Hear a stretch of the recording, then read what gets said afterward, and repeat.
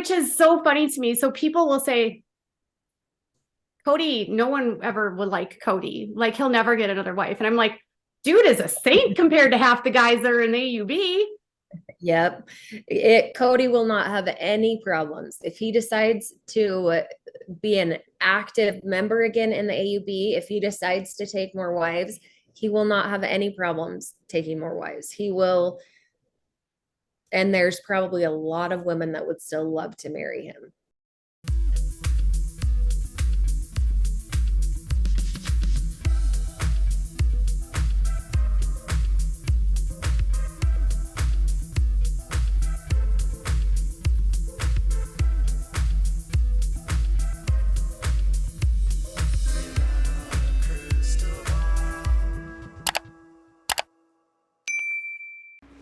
Hey everyone, it's Katie from Without a Kiss Little Ball. Welcome back to my channel. I have a very special treat for you. This is going to be an interview with Emily. Emily is a member or a former member of the Apostolic United Brethren, and she is one of 39 children of the current prophet David Watson, or Dave Watson. Her father took over the church in 2021, and her story is pretty eye-opening. She is someone that knows Meri Brown, knows the wives, and has a lot of insight into what it's like to live in polygamy. And her story here is to just help share her truth, her experience, and maybe help the public better understand more about the realities of what it's like to live in the Apostolic United Brethren, what it's like to get out, and what about Robin getting counseling from her dad. Please enjoy. This will be a long video, but I promise you it will be worth it. So joining me today is Emily, formerly of the Apostolic United Brethren, who is the daughter of the now prophet David Watson. And this is Emily's first time sharing her story publicly. Welcome, Emily. Thank you. Bear with me. I'm a little nervous. It's okay. I know you're going to be nervous. This is your first time speaking out. So why don't we just start from that? Why did you make the decision that it was important for you to share your story? I think the biggest thing for me is realizing the older I've gotten how much being raised in a cult has affected my adult life and the way that I have parented my daughters. I have 5 daughters, and really being able to acknowledge that I grew up in a cult and that it has caused a lot of hardship and upset and anxiety. And I've worked really hard with some of my therapists. I have 2 therapists that I work with regularly, just to kind of process through some of that childhood and to realize how it affects me in my adult life. And I just have such a heart for survivors of any type of high control group. Yep. And so I would like to see people be able to understand more of what goes on, what the dynamics are in these religions and the way that it shapes and molds and changes our psychological ability to process most things. Right. The wiring of your brain, right? Yeah. Yeah, it really does. It changes the wiring of your brain, and it makes things that are normally really easy for most people really difficult for children that have been so indoctrinated and children that have been so neglected and, children that grew up in DV. Let's kind of start out with your family. And I appreciate you coming here so much. I know that we've been building up to this point. We've been talking for months. It's taken us a while to get you to have the courage. So I'm so appreciative that you're trusting me to help you tell your story. Let's kind of start from your beginning. So you are, how many children does your dad have? There are 39. So growing up, he had through my childhood, he had 4 wives and then married his 5th wife, which technically to him is his 6th wife because his first wife left him and divorced him. And I'm kind of in the middle of the older and younger kids. Okay. There's 39 children from those first 5 wives.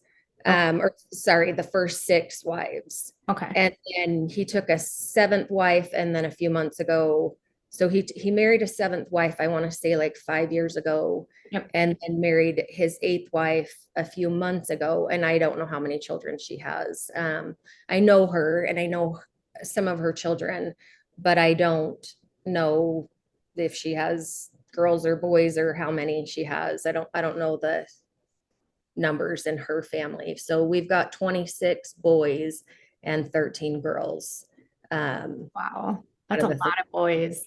I know it is a lot. Got a lot of brothers. So which wife was your mom? Wife number? Oh, she was wife number 2. Okay. Which I guess ended up being wife number 1 because first wife left and divorced him a few years after he married my mom. So was she not on board? Because your dad was a convert, right? Right. So he converted to the church, I want to say somewhere between like 12 and 15 years old, are when I think when he was 12, his parents converted to the church. And then my mom was also a convert. So they met when she was 15 and he was 17. Okay. And they met before him and his first wife. They knew they were going to get married, but she went to college a while, and he ended up marrying his first wife and then married my mom. And he had 2 kids with his first wife. And then my mom had 1 or 2, and then she decided that polygamy wasn't her thing. Like it was too much for her. And so she ended up leaving. Your mom, his first wife leaves. Does your mom then become the legal wife, or does he have any legal wives? No. So he does have a legal wife. She would be wife number 6, wife number 5. It's tricky because he counts the first wife. Like they never got divorced through the church. And so he counts her, but growing up, it was the 5 wives. And so, but that 6th one, it puts him over the edge of being a god, right? So he started having some health issues, and he said he would never legally marry another wife. And then this wife had, I think, a pretty decent job with health insurance and things. He started having, I think, heart issues, also known as anxiety and panic attacks. Oh. And so they ended up getting legally married, basically without the permission of all of the wives. Like not all of them knew that they were going to get legally married. And it was for the sake of him being able to get on her health insurance plan. Mm-hmm. And why doesn't he have health insurance? He always owned his own business, and we didn't go to doctors. He didn't go to doctors. Like it wasn't really a thing growing up. And so I think when I was a kid, they had like a savings account that they would use in case of an emergency, a broken arm, or, something that you had to go to the doctor for. But most of what they did was naturopathic, herbal remedies, things like that. So they just didn't really go to doctors. Well, I mean, when you're in the work and this is just your mortal life and you're preparing for the end of times, why would you need doctors? Right. You wouldn't necessarily. This is only temporary. Right. That's why you don't need to care for the environment or about other people, right? Nope. This is just your trial run. Yeah. Your test to see how good you are so that you can get to, whatever degree and how big of a kingdom you're going to have. And so basically the more you suffer, the bigger your reward will be in heaven. So, endure to the end is something that I've heard a lot. Yep. and unhappy and a miserable happiness. Right. It's really sad. So, okay, if you're like in the middle, kind of all of these kids, your mom's wife number two, your dad had five wives then while you were growing up. So when you're growing up, how often is your dad around? He was home probably, I mean, as a child, he was home probably every fourth or fifth night. So he was home between 5 and 6, maybe 8 times a month. Um, so not super consistently, but What does that do to you as a child when you're like, dad is sort of like in and out like that? Like, fans see, because this group is the same group where the Browns came from, right. of the sister wives. Fans see or used to see Kody just like bebopping between houses. And on the show made it seem like, oh, the kids were just great every time, he would get there. But what does that do to the kids? Because kids need consistency. So if dad's not always around, how does that work? How does he ever establish anything in a home?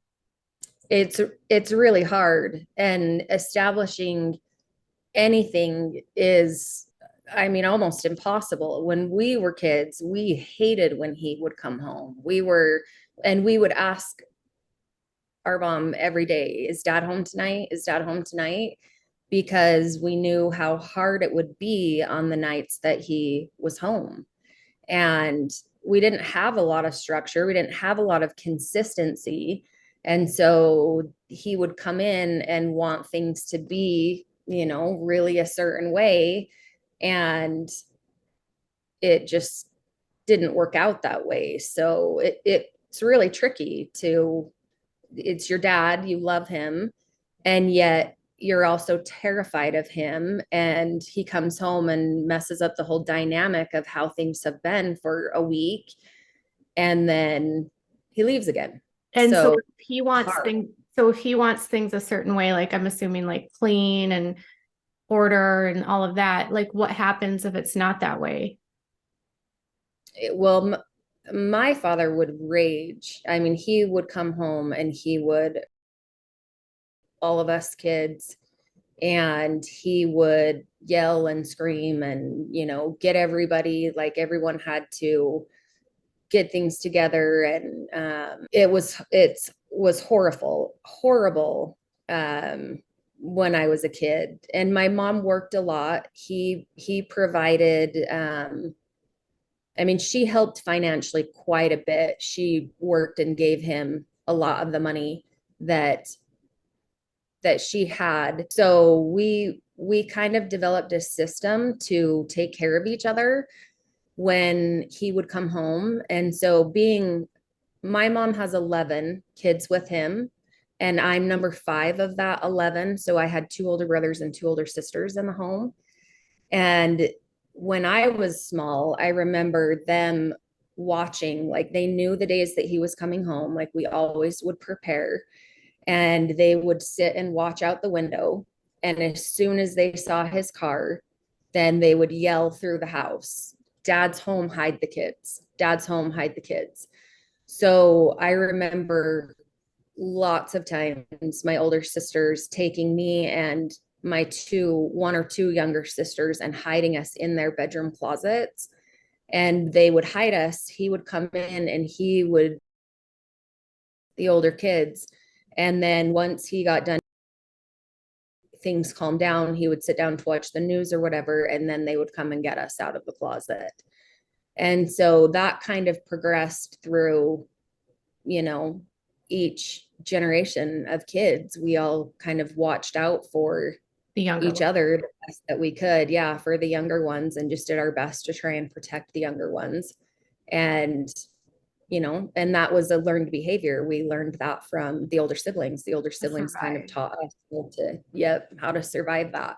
So So horrible that the older siblings had known what a hard way for them for all of you to have to grow up to learn that you're older, so you should be sort of like the sacrificial lamb, yeah, you know? yeah. And because they were older, it was their responsibility Yeah. when mom would work to make sure that we were all taken care of and that the house was kept clean. And that really doesn't happen when you've got 5, 6, 7 kids home alone.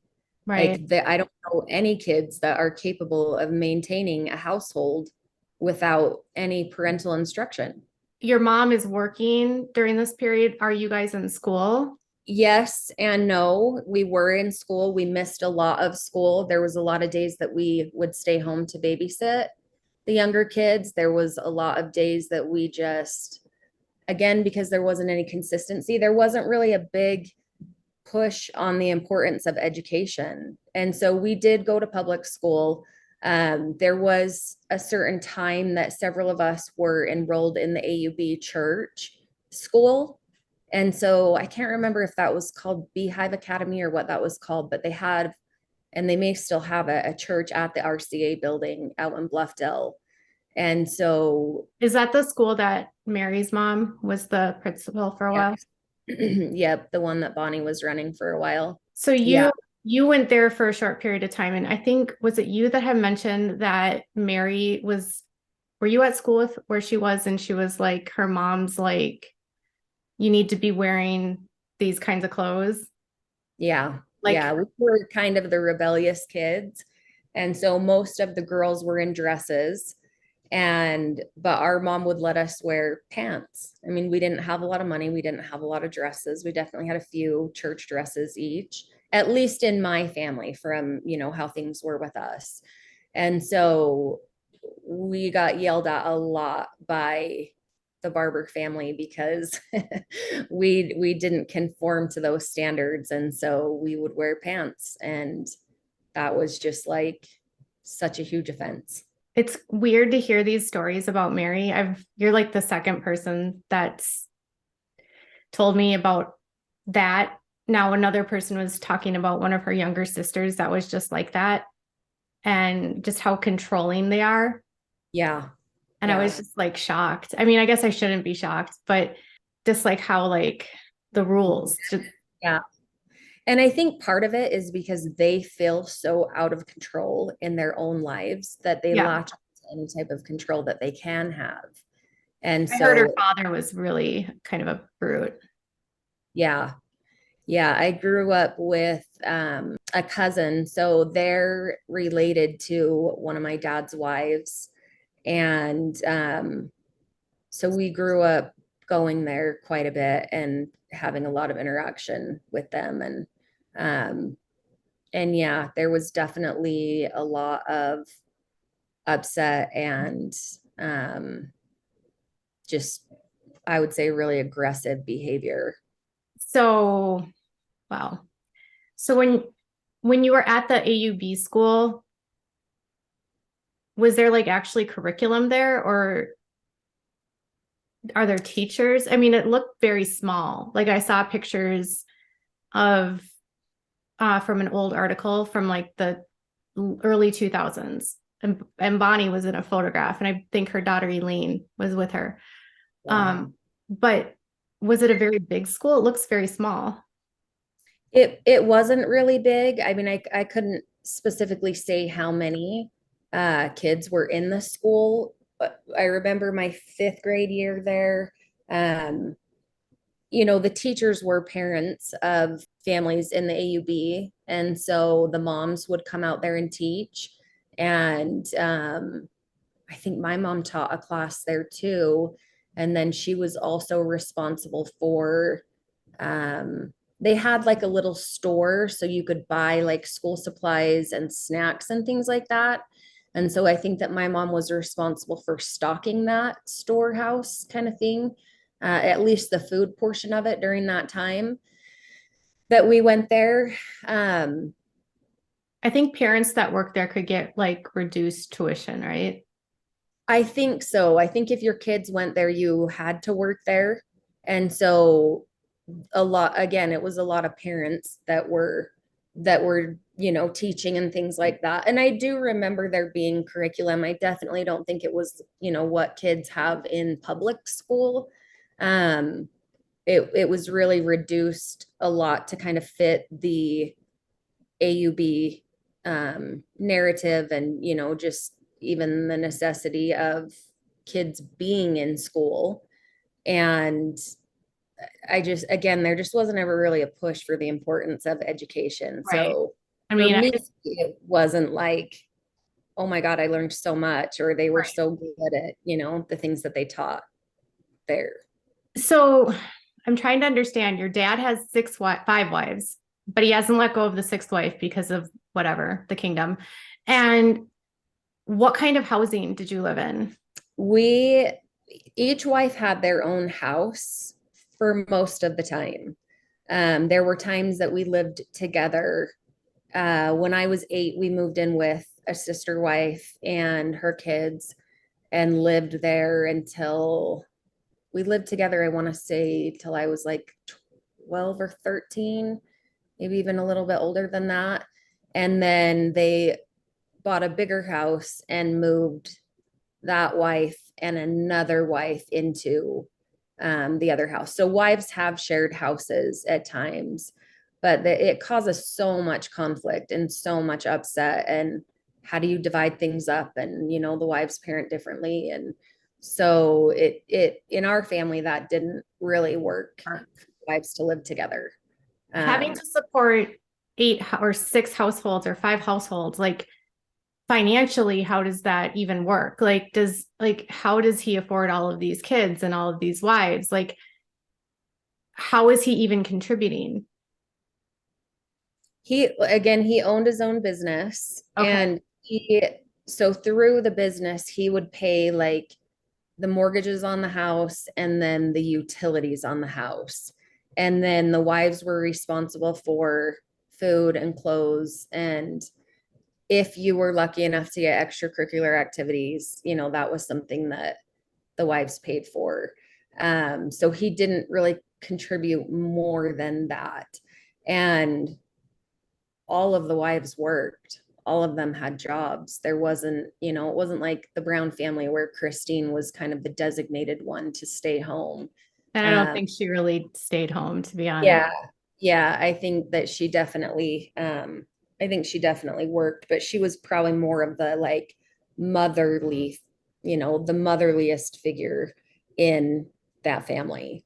So, So if your mom's working all the time, the kids are basically raising the kids, I'm mhm, assuming. yeah, yep, Um, if your mom, so he's paying for the mortgage and she's got to pay for food. Does she have enough money to feed you guys? no, no, we were so neglected in um, nutrition. We grew up without a lot. I mean, I remember being so hungry and we'd have a bag of potatoes.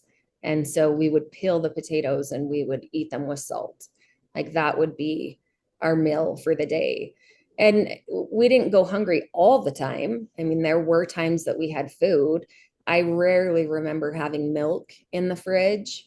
They would use a lot of powdered milk, and then they got like the 2 3 day old bakery food, and so we were so ecstatic if they brought home like 3 day expired donuts or hamburger buns or whatever it was that was left. Did they run a bakery or was this like, They were somebody in the group ran a bakery. I know that there was, the there's Browns one in had. Wyoming. Yeah, but there was another one here. And Okay. I don't know if it was linked to that. I don't know if it was the Brown family that ran that bakery here. And so there was, some stuff that came from that. Um, and then the hostess stores here, like you could go and buy, 3 day old loaves of bread for $4 for $1 or something, absurd like that. So they would go to those stores and, buy that Did your expired. mom's did any of his wives use food stamps or rely on welfare to feed the kids? Yep. Yep. I remember at least two of the wives growing up that were on food stamps pretty consistently when I was a kid. And I remember sometimes, and this is a big thing in the culture and in a lot of the people that I know, where a wife would trade someone, say $150 worth of food stamps for $100 in cash. And so if she needed money for something specific for the family, or, whatever they needed money for, then you could trade food stamps, $200 worth of food stamps for $150. So And food that's supposed to feed the kids isn't feeding the kids. right, right. Yep. But we generally ate on the nights that dad was home. Like those were the nights that dad was home. And I do remember my mom trying so hard to keep us fed and to feed us, but she worked, and she worked a physical job. And there was a lot of times where we had Arctic Circle here. I think that's like a Hardee's brand. I don't know. I don't know. Yeah. Okay. So Arctic Circle was a fast food restaurant, kind of like McDonald's or Burger King. Uh-huh. And when I was a kid, you could get 10 hamburgers for $1. So we ate a lot of Arctic Circle, and my mom would grab it on her way home. That sounds But like White Castle. yeah, Really it would, little? yep, it would be similar. Yep, just little tiny hamburgers. Okay. Okay. And, she Oh, would, not good food. no, no, not good food at So all. one of the things that so McKelty had really recently said that when they were in Wyoming, they didn't have a lot of money and they lived off of like MREs and like expired stuff from their uncle's bakery. Yeah. But a lot of people have a hard time believing that the kids went without food because some of them were overweight. But if you're eating high carb, cheap food, it would almost lend itself in a way because you're not eating nutrient food. Right. And if your body doesn't know when your next meal's going to be, your body's store whatever you put in there. And so if you're eating hamburgers, like your body's going to hang on to that. And I don't know, obviously, all the ins and outs of all of the families, because it's not the same for Right. Every family's different, but I would imagine that food scarcity was definitely a thing. I mean, we did eat a lot of like homemade split pea soup, or they would get, creamed corn and put a bag of peas in it and then pour that over toast. And we ate a lot during the summertime. Our dinner a lot of times would be like watermelon and popcorn, or, back then you could get 10 artichokes for $1. And so we would eat artichokes. We ate a ton of potatoes. Potatoes are like the most inexpensive thing. And starch is high calorie. Right. Yeah. Right. I mean, and if you're eating starches and breads, that's why there's like research that has shown that there's higher rates of obesity when there's poverty because of the lack of nutrition in the food. Yeah, no, that makes perfect sense to me. It's so common in so many families. I think it was really rare that families had enough money to consistently feed their kids, that many children every day. Which is ironic because, right, you guys are like the chosen people and God should provide. He shouldn't he? So where do you factor that into this equation? It is a little bit ironic. And maybe some of the higher up chosen people in the church, their kids had better food, but we definitely didn't. So the eating part of it is always like so sad to me because these are like kids and like the women are tasked to have so many children. And I'm assuming your mom has 11 births, but I'm assuming there was like miscarriages, and it's got to just put so much stress on the woman's body. I know the AUB has a rule about like they want one baby a year for their wives. And I've heard stories of women getting up and bragging that they have 22 kids or something ridiculous like that. And they're looked as like the most revered. Right. Right. I know that my mom definitely had several miscarriages. I don't know, like I can't say this 100% factually. I believe that she had 19 pregnancies. So I think she miscarried like 7 or 8 times. And one of my sisters was actually a twin, and one of the one twin didn't Make it. survive. Yep. Yep. I was So watching an interview with Nicole Van Tassel, who was married to Kyle Henderson, and she was just talking about how she had 15 kids and numbers of lost babies and miscarriages. And I'm like, and she just was talking about how hard it was on her body and just like all of like the medical problems that she would have as a result. But then there was no medical help and no one went to the doctor, and there's all these births are at home. yep. Yep. My So mom helped us at home. So was your dad on your birth certificate? Did you have a birth certificate? Ooh, I do have a birth certificate. They finally got that when I was 4. It's Okay. a handwritten birth certificate, but it is legal. And I think he is on it. And I know that that's not like the general rule. A lot of my aunts and uncles, so my dad's mom had 11 kids, and all of the kids are polygamist. Three of them passed away throughout life. So there's 8 kids, and all of them are polygamists, were married to polygamous men. And a lot of them don't, like, they don't even take their husband's last name. And Or they so make up or they make up last names, right? I don't know, maybe. I know Uh, some groups do that. I don't know if the um like the Kingston, a lot of those women just make up their last names. yeah, and I heard the other day that they have numbers. Like each wife has a 3-digit number, each kid has a 3-digit number, and then they combine like wife number 363 and then child 124. That child's number is 363124 or whatever. So that's kind of how they kept track of the kids, and like they were literally numbered, Well, which, you have mentioned to me that you were a number. Like you said, I was a number. I didn't know my father. yeah. I knew him, obviously. I didn't like, I don't feel like we had like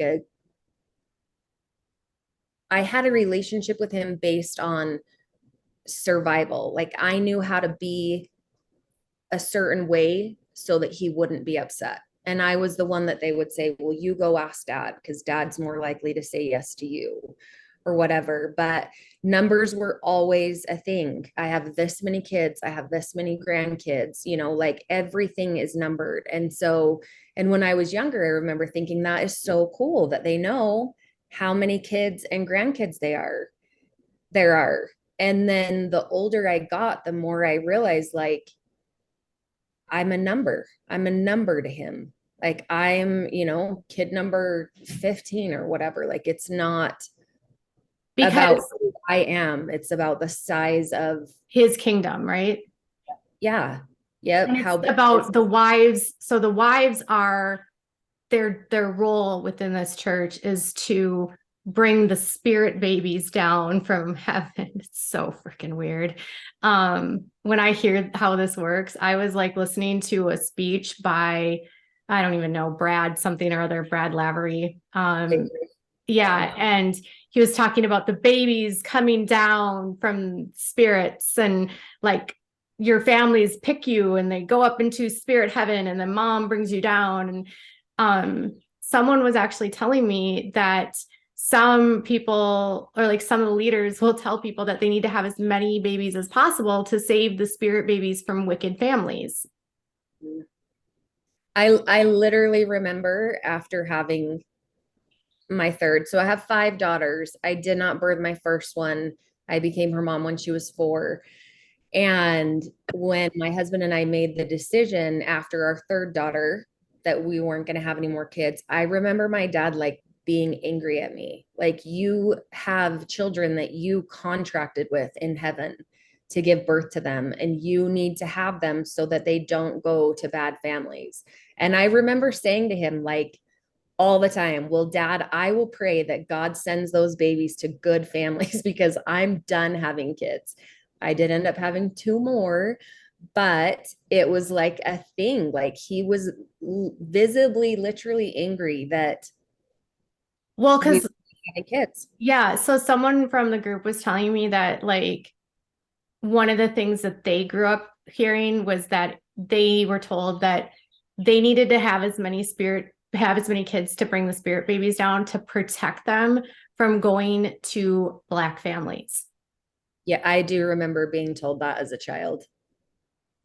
I do remember because every spirit baby has to be given the opportunity to have a body, even if it's just the mom getting pregnant and having a miscarriage or a stillbirth or a deformed baby, whatever it is, that baby contracted to have that body, and every spirit needed to have the opportunity. And if we didn't do it, the supreme people, then they would go to wicked families or Black families, and like that was a real thing. So this is sort of, I wanted to caveat into this conversation because this was something that I think, um, because your church has been so visible through a family, even though they're they're not members, but they're still, they say they're not part of the church, but Kody still associates with so many of the men in this church. I mean, he's still buddies with Kyle Henderson, who's like, I think he's like a bishop. Knowing all of that, like some of the kids who have become more liberal have expressed that they've had challenges in their families because their siblings are racist and their parents are racist or whoever. And some of the fans just don't believe it. Because it seems so far-fetched, and yet it is 100% true. I cannot tell you the amount of racist jokes I grew up with. My dad was telling them left and right. Like he would laugh, and then you have so much cousins, and the AUB is like, we don't marry, cousins, first cousins, whatever. But you marry into, like, the family genes are so mixed there. I mean, there's just like you're related somehow, some way. And so I And if do you don't do it now, they did before. right. You know, like But if I they, think they still do it now, probably kind of at the same rate that they did before. So there's a lot of kids that have gotten out of it. And I, honest to God, have sisters, nieces that will only date African American men because they're so terrified of meeting and marrying a man that is somehow related to them. And yet it causes so much division in the family because you do not mix blood, and especially African American blood. Like that is just, it's so bad, Katie. It's so bad. so And the, I remember my dad meeting the sweetest, nicest, cutest little I've African seen American. pictures of some of your nieces and nephews, and they are freaking adorable. Oh my gosh, we have such cute kids in our family. But Even your, I mean, your daughters that are like in their late teens and early 20s are beautiful. And I'm really glad that you didn't marry your cousin. I know, me too. um, but it's amazing to me that, so what was his response to that? Because on I Sister Wives, we saw what happened when she brought Tony to the family. yeah, And yeah. everyone said that the poor reception was because he was an outsider. Mm, I I I could be wrong. I would go with the fact that he wasn't a Caucasian man, but I don't know for sure. I just, Right. based on the experience of my family and the situations that have occurred in my family, that would be my best guess at that. So your So dad was obviously not like didn't appreciate these men coming into his daughter's lives. no, that, like, it was it was something that was highly discouraged to. um I mean, it was both discouraged to date outside of the religion and also to date mixed race, that was not a thing. So the belief that this is coming from, just so the audience understands, is that there's a belief that is from the actual LDS. In the LDS, it was actually part of their own doctrine until the late 1970s. I think 1978 is when they first allowed African American men into the priesthood and the temples, but that all individuals of darker melanin are descendants of Cain. Mm-hmm. And they are wicked. Yep. And they are cursed. Yep. They're cursed. And so in order, your mission, if you choose to accept, is to overpopulate the world with your pure white blood, mm-hmm. so that the wicked cursed don't win. Yep. Yep.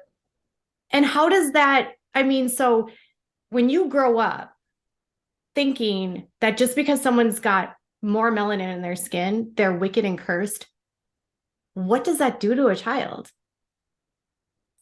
How do you even go out into the real world? How do you even go outside of the community of the AUB? Everyone but the AUB are cursed, wicked people, and especially people of darker skin tones.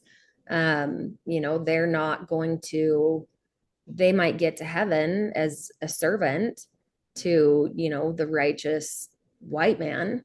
But I think that that's really hard, because you meet people and you meet nice people, and you have like this internal battle of like, this person is cursed, they're a descendant of Cain, they're part of the evil, bad that we were taught growing up. And so it's really hard to rationalize in your head that people are people, right?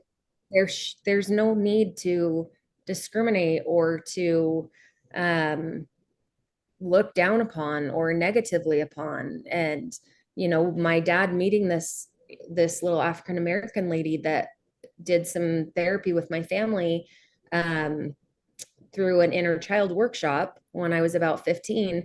And still to this day, my dad will say, I am so amazed at what a good woman she was for being a little Black woman. And it just like breaks my heart. It's so incredibly hard to know that there is so much racism still. And specifically, I was listening to this education speech I was telling you about, and you heard her say that white men are under attack. Yeah. And that's a woman. Which will make, I'm going to diverge for a minute out of grade school. And one of the biggest things under attack in the world today is the white male. And I believe because of what it represents, and that's priesthood. And I see the young girls go to Corvallis. When I went to Corvallis, it was, hard, but nothing for a girl like it was for a man, a boy, that wanted to be good and wanted to be honorable. You guys know what I'm talking about, don't you? Nod your head if you know what I'm talking about. And that's a woman, yeah. And so I'm listening to this and I'm like, that is very violent language. If you're telling the child that white men are under attack, would that not then lend itself to having violent thoughts about these people? Probably. It probably would. It's such a fear-based culture. You're taught to fear everything. You've got to fear the government. You've got to fear authority. You've got to fear anything and everything outside of that community, that doctrine. Everything is scary. I grew up, Kody, with anxiety my entire life. I cannot look back on any memory of my childhood that I didn't have anxiety, that I was anxious all the time. And I always thought someone was going to take me. We were taught that the government would just come and take us at any point. The police could just take us at any point. That we were taught how to be prepared to run from the school because they were going to show up. The government was going to show up and line us all up and administer the mark of the beast. And so we were taught to be scared and fearful of everything all the time. Mark of the beast, what is that? So at some point, we're all going to be chipped. And if you get the chip, you will not, no matter what, you will not get into heaven. Wait, like a microchip? Like a microchip, the mark of the beast. So everyone, not everyone, because obviously the righteous people won't get it. But if you don't know about the mark of the beast, girlfriend, you got to do some research on this. Well, I was talking to someone that's from Wyoming, and they were saying like there's like some of the kids don't get birth certificates or social security numbers because they don't even want the idea that they're like a number into the system, and that somehow their information, if they gave it to them, would end up in the hands of China. And I'm like, what is this? Like the government wants absolute supreme control over all of the people. And so the more that you keep your children out of their hands, keep them off the radar, the better you can protect them. And I mean, I have cousins, I have people that I know that didn't get birth certificates, and then they grow up into adults. They're not necessarily part of the AUB. They want to go out of the country, or they want to do anything normal that requires a birth certificate. How do you go back and prove that? How do you get a birth certificate when you're 20, 30, 40 years old? Because you're born at the homes, because you don't want the authorities to know that dad has all these wives. Yep. So it really is a big problem. And I do remember a brother. So that actually makes the children invisible. Yep. And so they're disposable at that point. So if one child happens to have an accident, or if a child ends up not alive anymore, they can just disappear. They could. They really legitimately could, because most of the kids, I think, are homeschooled. Or they are schooled through that church. And there are a lot of really extreme people that they don't want the government knowing their business at all. They don't want their kids in the system at all. And they're not given birth certificates. There's not a way to prove their identity or who they are. And then they don't have to pay taxes, I'm assuming. Right. You wouldn't have to. I mean, the more you stay off the radar, the less that you would have to pay for. But how do you get a tax break? How do you get a child credit on your taxes if your child doesn't have a birth certificate? I heard that at some point they changed that so moms could get benefits. Is that right? Like, some kids were more getting birth certificates so that they could qualify for food stamps? Probably. I mean, that wouldn't surprise me the more that, people got onto government assistance. Again, I looked at my birth certificate not that long ago, and I was like, oh, damn, they didn't get this till I was like 4 or 5. I'd have to go back and look at it. I think it was I mean, because parents can do what's called a delayed birth certificate, where they can apply for it through the courts, but then they have to explain why they didn't register their child. It's so you grow up afraid of African American people, or anyone really that has darker skin. You grow up believing that the government is going to microchip you and try to take full control of you. So there's a high level of anti-government sentiment here, which is very antisocial. So I'm assuming that you're telling me they're constantly telling you that the government's going to step in and they're going to take you from your parents, even though they don't really do that anymore. They've done that very rarely. Very rarely, and in really extreme cases. I think it's so unnecessary the way that kids are taught that they need to be scared that they're going to be taken. And I was furious when I watched that happen on Sister Wives. When I watched them just terrorize those children. I am sorry, but to me, that is a form of abuse. Yep. It 1,000,000% is.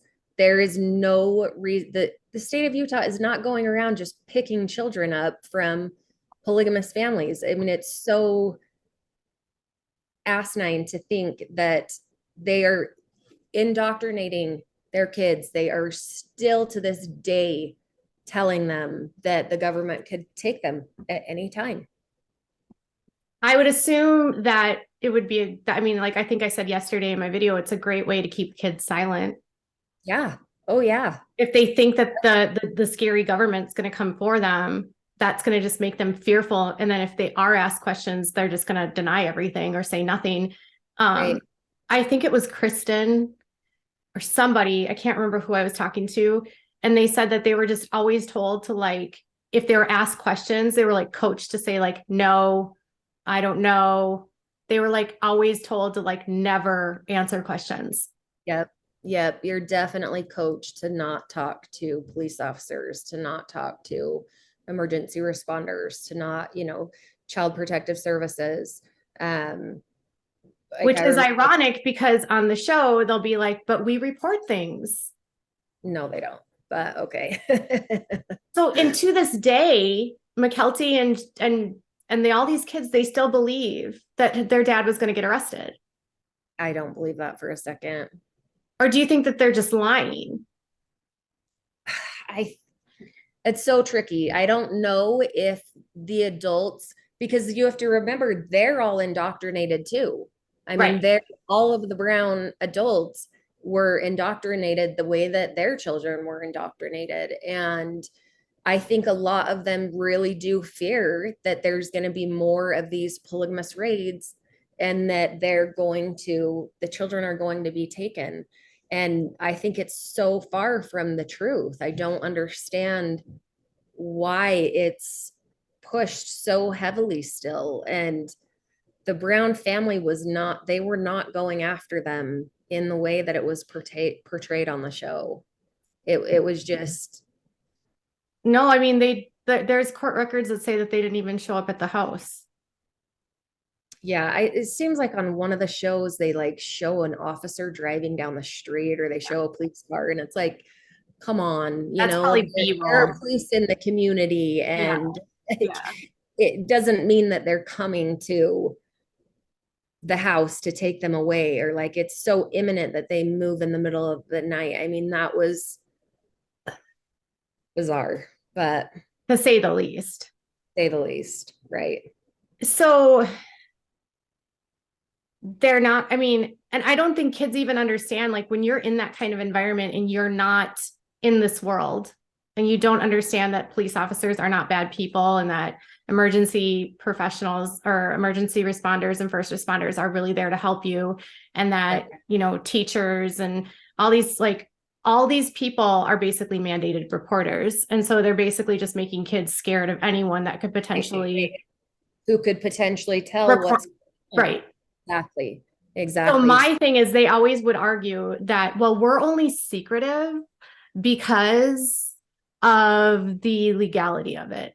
But if it was just that you guys were having sister wives, truthfully, there would be nothing to hide. Right. There would be nothing to hide. If you were just sister wives and there was none of this other shenanigans going on. But then you're telling me they don't trust the government. They're preparing for, we need to get into martial law and like doomsday. They're preparing for Zion and all of that. They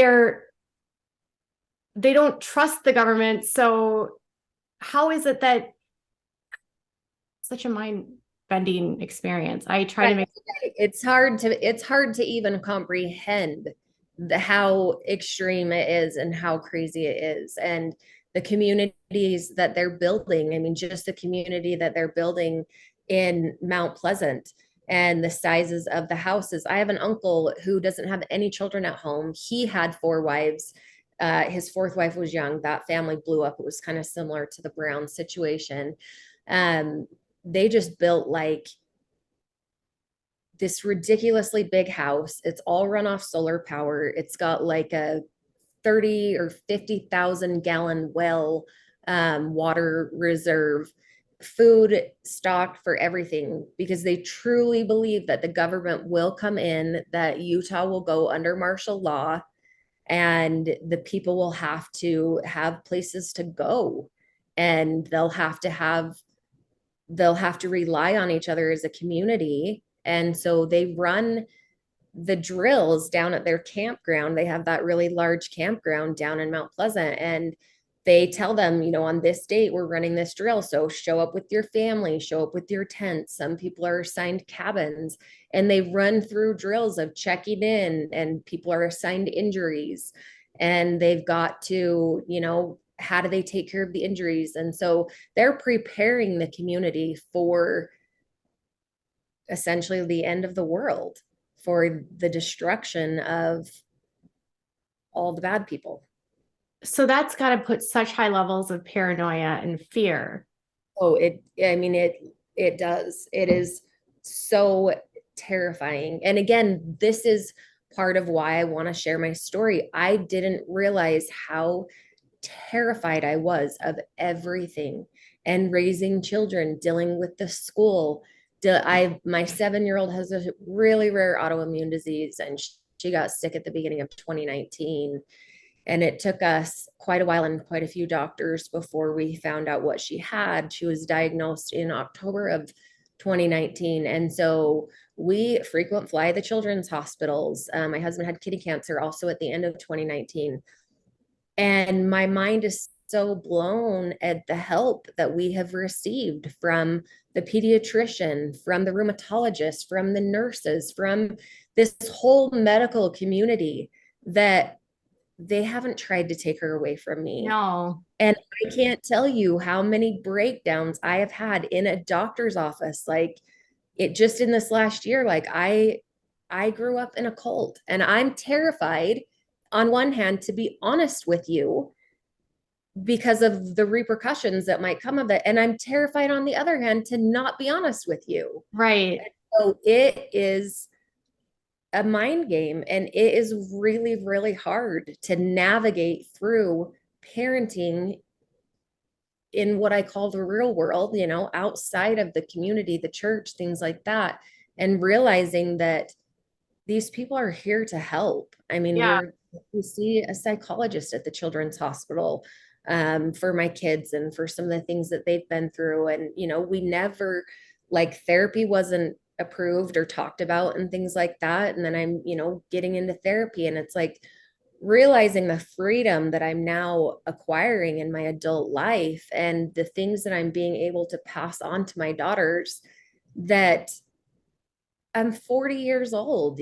How much did I miss out on in my lifetime, in my childhood, and what things have I inadvertently put on my own kids, and things that I'm learning about now.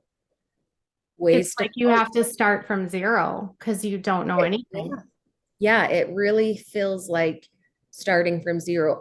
My kids teach me all the time. I mean, I never learned how to have any femininity. I don't know what the right word is, but I never yeah. And because you would defraud someone, God forbid.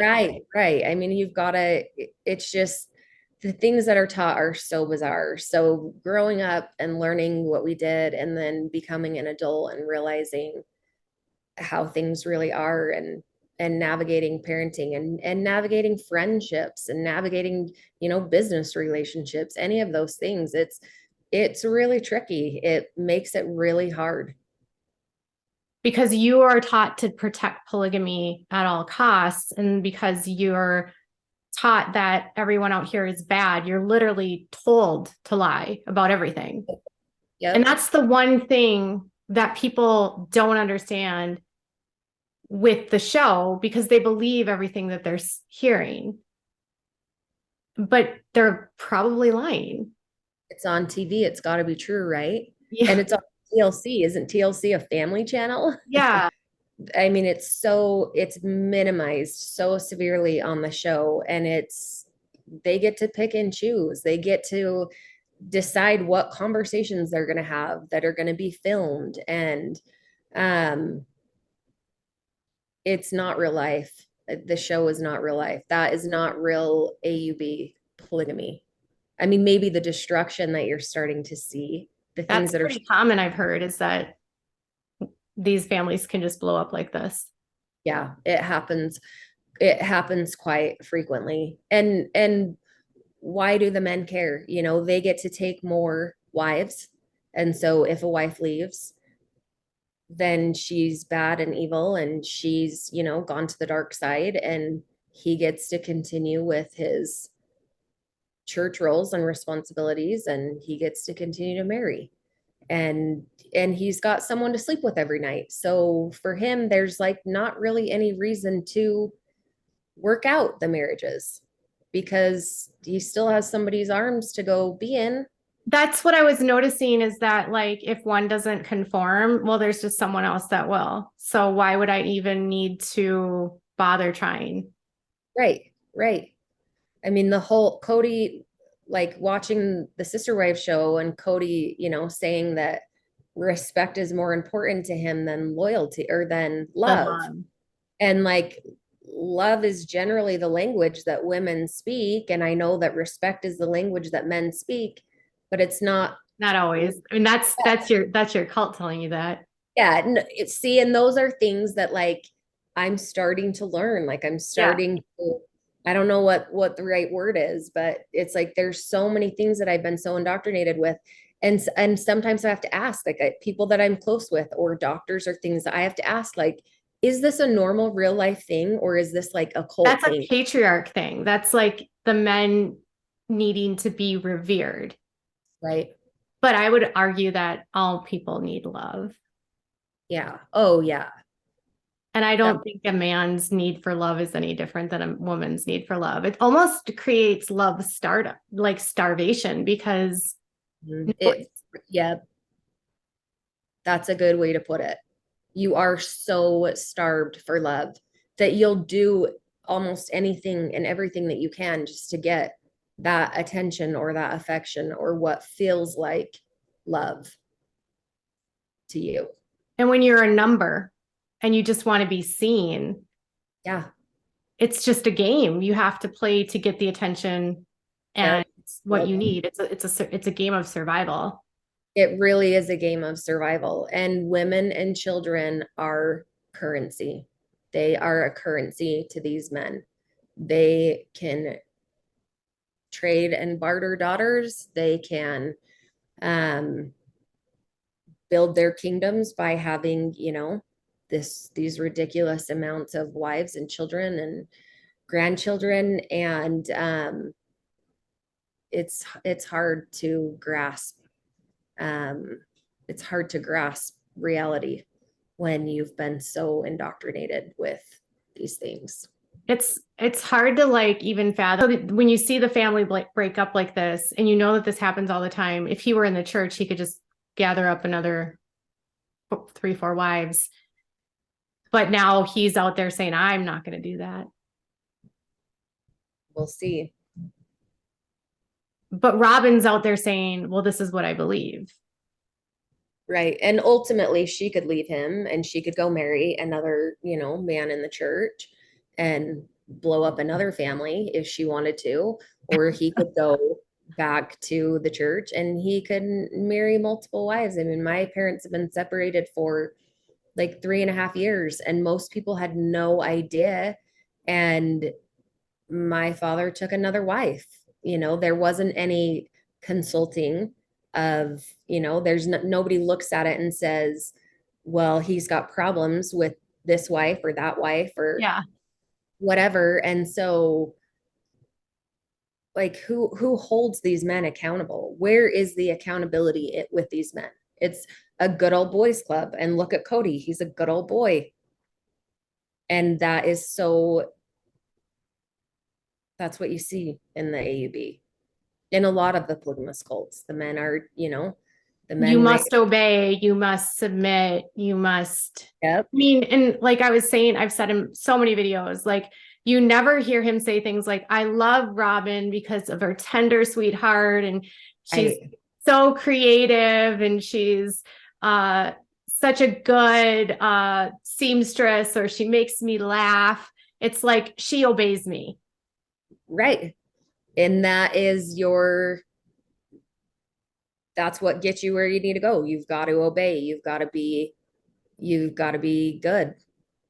Keep sweet, pray, and obey. I mean, it's not a lot different in the AUB than it is in the FLDS. That's why their cheeriness and their happiness with even leaving is so hard for me to understand. Yeah. And leaving is not easy. No, it's not easy. And I'm assuming It's a lot harder for some than it is for others, for sure. I mean, I know that there are a lot of people that are really, really trapped in it. But even once you leave, it's still so in your psyche yeah, it's like a prison. It's like a psychological prison. That's a great way to phrase it. That is definitely how it Because feels. like you're running drills thinking the world is going to end. And that was the other thing I was going to say is that they say the AUB is always like, we don't have compounds. And yet they have so many compounds. They have Eagle Mountain, they have Bluffdale, they have Pinesdale, they have Mount Pleasant, they have Rocky Ridge. And that's just in Utah and, the one in Montana. And then they have the Browns have the ranch in Wyoming. Yeah. And you've got families that are literally building their own fortresses. Yeah. You've got, whether the wives and children have stayed, most of these men have 4 to however many wives and, 20 to 40 children. And they've got to have this place where people can come. So they're stockpiling. I mean, you stockpile food, you stockpile weapons, you stockpile any survival items that you need. And you've got to figure out a way to live off the grid. Like you've got to have the things that you need for when the electricity is gone. And at some point, the cell phones will get turned off and Lord knows, maybe these things will happen. I don't know. It just seems so bizarre that you're just living your life in fear. How do you even have a life or enjoy things? And because a lot of it is taught so consistently, sometimes that just is in the background of your head. And so you don't even realize how scared you are or how indoctrinated you are. You just you get these glimpses of it throughout your day and throughout life. It's crazy.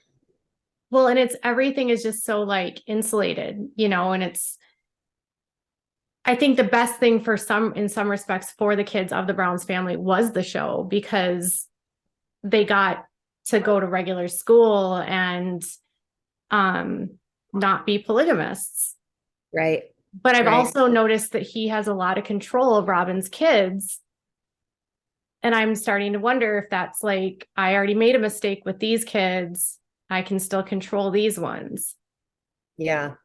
Yeah, definitely do better. And I think Robin, from what I've seen, seems pretty controlling too. So it could be the both of them. But yeah, the show was probably one of the best things that happened to those kids because it did give them the ability to get out and it did give them the ability to look back, watching Gwendolyn watch the reaction videos of her family. Yeah. And that is going to be so eye-opening for her as she watches through those seasons and watches through her childhood. And I pray that she has a mental health therapist, that she has someone that she can help her through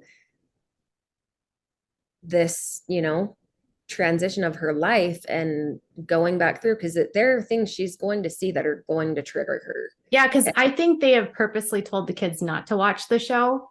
Right. Because they don't watch the show. And so then they're not privy to all this stuff that's happening. And mind you, some of it is fabricated and some of it is fake and situations are manipulated. But at the same time, those are still their parents that they're watching in these situations. I just think it's hilarious that she's going back into the first season now because she wants to prove Robin wrong that her mom ever bullied her. Right. But how sad was it to hear her comment, dads are useless? I know. Dads are not useless. Dads are a necessity. Right. Possible in a child's life. I look at my husband, If anything happened to me today, I don't have to worry about my kids. I know that he's got it covered. And I know that my girls benefit from their relationship with their father. Right. But if you think about Kody, he was useless. Oh, yeah. No, I mean, for truly sure. almost died from dehydration. Mhm. I mean, what kind of an inept father are you to not realize that your child hasn't gone to the bathroom in 3 days and hasn't drank anything? It's so sad. Yes. That's not his responsibility though. That's his wife's responsibility to make sure that those kids are okay. Well, he clearly didn't like Christine's kids. Right. And that's super common. You've got one family that's like the whipping post family and, and then the favorite families. And so, yeah, Christine's kids were definitely, from what I can see on the show, more neglected than the other kids in the family were. But when you hear him talk about I fell in love again and I fell in love again, and then you're talking about how, well, I got this. They keep saying that the wives pick their relationships. And this was something else I wanted to talk about. You were a rebel. yes, I was. And you found an amazing man that was not from this group. And he helped you escape in many ways because he was your way to get out. And then somehow through all of that, you guys have been able to build this beautiful life together. I'm sure that's been very challenging at times to do because of all the obstacles you've had to go over and build your family. But he really did help you leave. And you're brave in and of itself because you brought this young man that wasn't part of the group and you married him. So, but you think about it in this way. So for someone that's not brave like you, right? I'm watching videos of these men talk to these really young girls and say, your only way into heaven is if you marry a married man, and you should probably just marry a married man, because if you marry a guy that doesn't have any wives, you might not get into heaven. Yeah. And they're grooming them all. Yeah. And they're telling these little 12-year-old girls that they should dance with the married man. And how sick is that? I mean, what should 12-year-old girls be doing? They Not should be riding bikes and playing in the backyard and having, giggly conversations with their girlfriends and going to school and learning to do their hair and at some point learning to do their makeup and learning to shave their legs and learning who they are, what they like, what they want. They should be learning about themselves.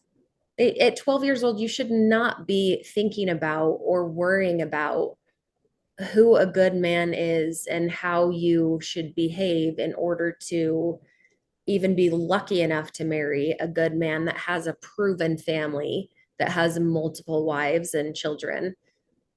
It's so sick. One of the things that I saw this week,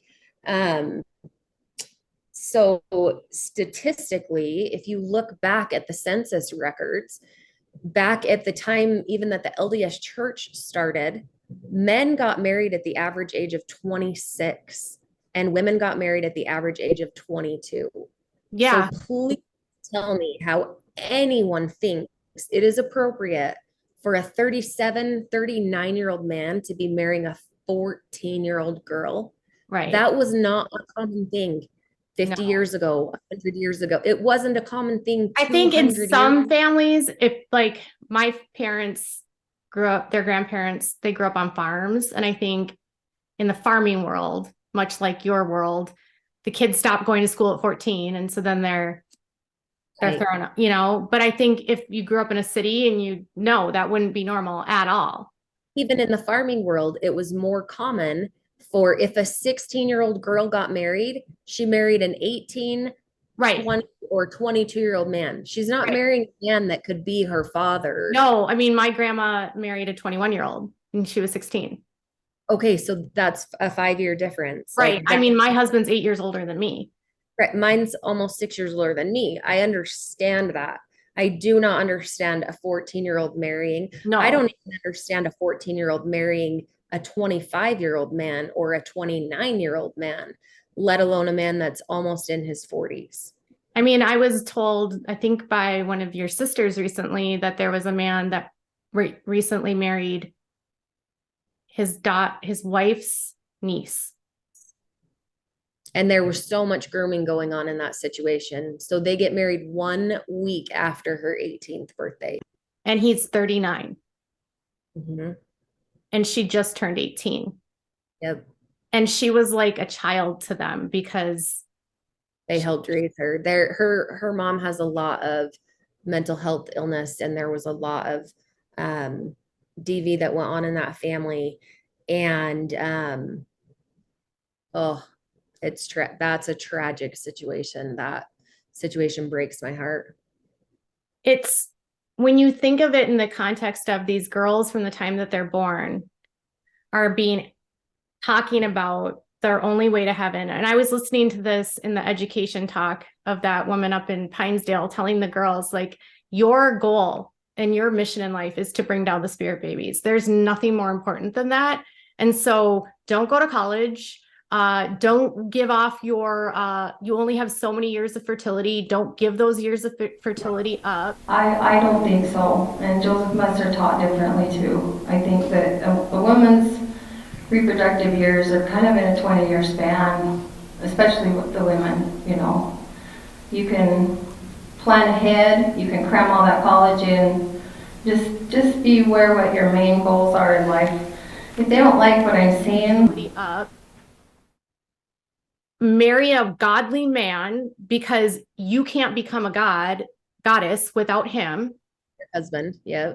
And make sure that you go into plural marriage, because that's the only way that you can achieve this. Right. And then they're also told that it's best to become a third wife or a fourth wife, because then they're guaranteed to go to the celestial heaven. Yes. So when Christine is on the show going, I want to be a third wife, and she's giving this, well, the first wife has all these responsibilities and the second wife is a wedge. That's just the cult talking. Right.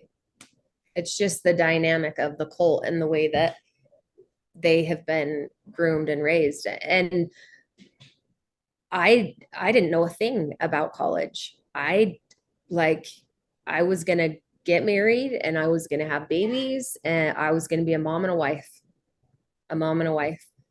And when my girls got to the point that they were in high school and they were starting to have those talks with their counselors, and it was like, let's talk about college. I'm like, college? What is this word you speak of? Like, I don't know. You gotta go talk to your dad about that, sweetheart. And my husband had a really hard childhood too, and he didn't go to college either. And so that has been huge for us to learn to navigate. But yeah, you're not taught that you are an individual, that you can like certain things, that you can aspire to be a certain way. You are literally raised and taught that you will become a wife and a mother. And that's the highest attainment for a woman. That's the highest calling, to be a wife and a mother. Don't get me wrong. I love being a wife and a mother. Right. I would also like to figure out, what does Emily like? What does Emily want? What could Emily be if I've already decided we have plans. Okay. You're going to become an advocate, I decided. Oh, and I would love to become an advocate. I would love to. But it's scary. I don't have the vocabulary. I am not, great with people. And sometimes there are times where I think, oh, maybe I'm better with people because I grew up in this, large community. And then other times I'm like, I don't know what the hell I'm talking about. I wasn't raised with real people. Well, and so another thing is, like, when you grow up in that kind of chaos and you're growing up hearing all these ridiculous messages about getting microchipped and people that are brown skinned are cursed, and that the government is going to get all of you and they just want to split families up. But really, do you ever stop and think how sick it is for these men to make up these lies? And they're doing it for one reason only. Yep. Control. Yep. It's the power. It's the control. It's disgusting. So you're told to fear everyone, and all that does, like, don't go to college, Like that woman we were listening to a video, we were listening to some audio before we started filming. And she was saying like, if you go to college, you might end up with a gay roommate. And did you know that there's people out there that go by it and they? It's becoming a lie in society today of that you can just be an it. You guys familiar with any of this? Do you know what I'm talking about? Anybody got pronouns that are he, she, they, them, it, or woof?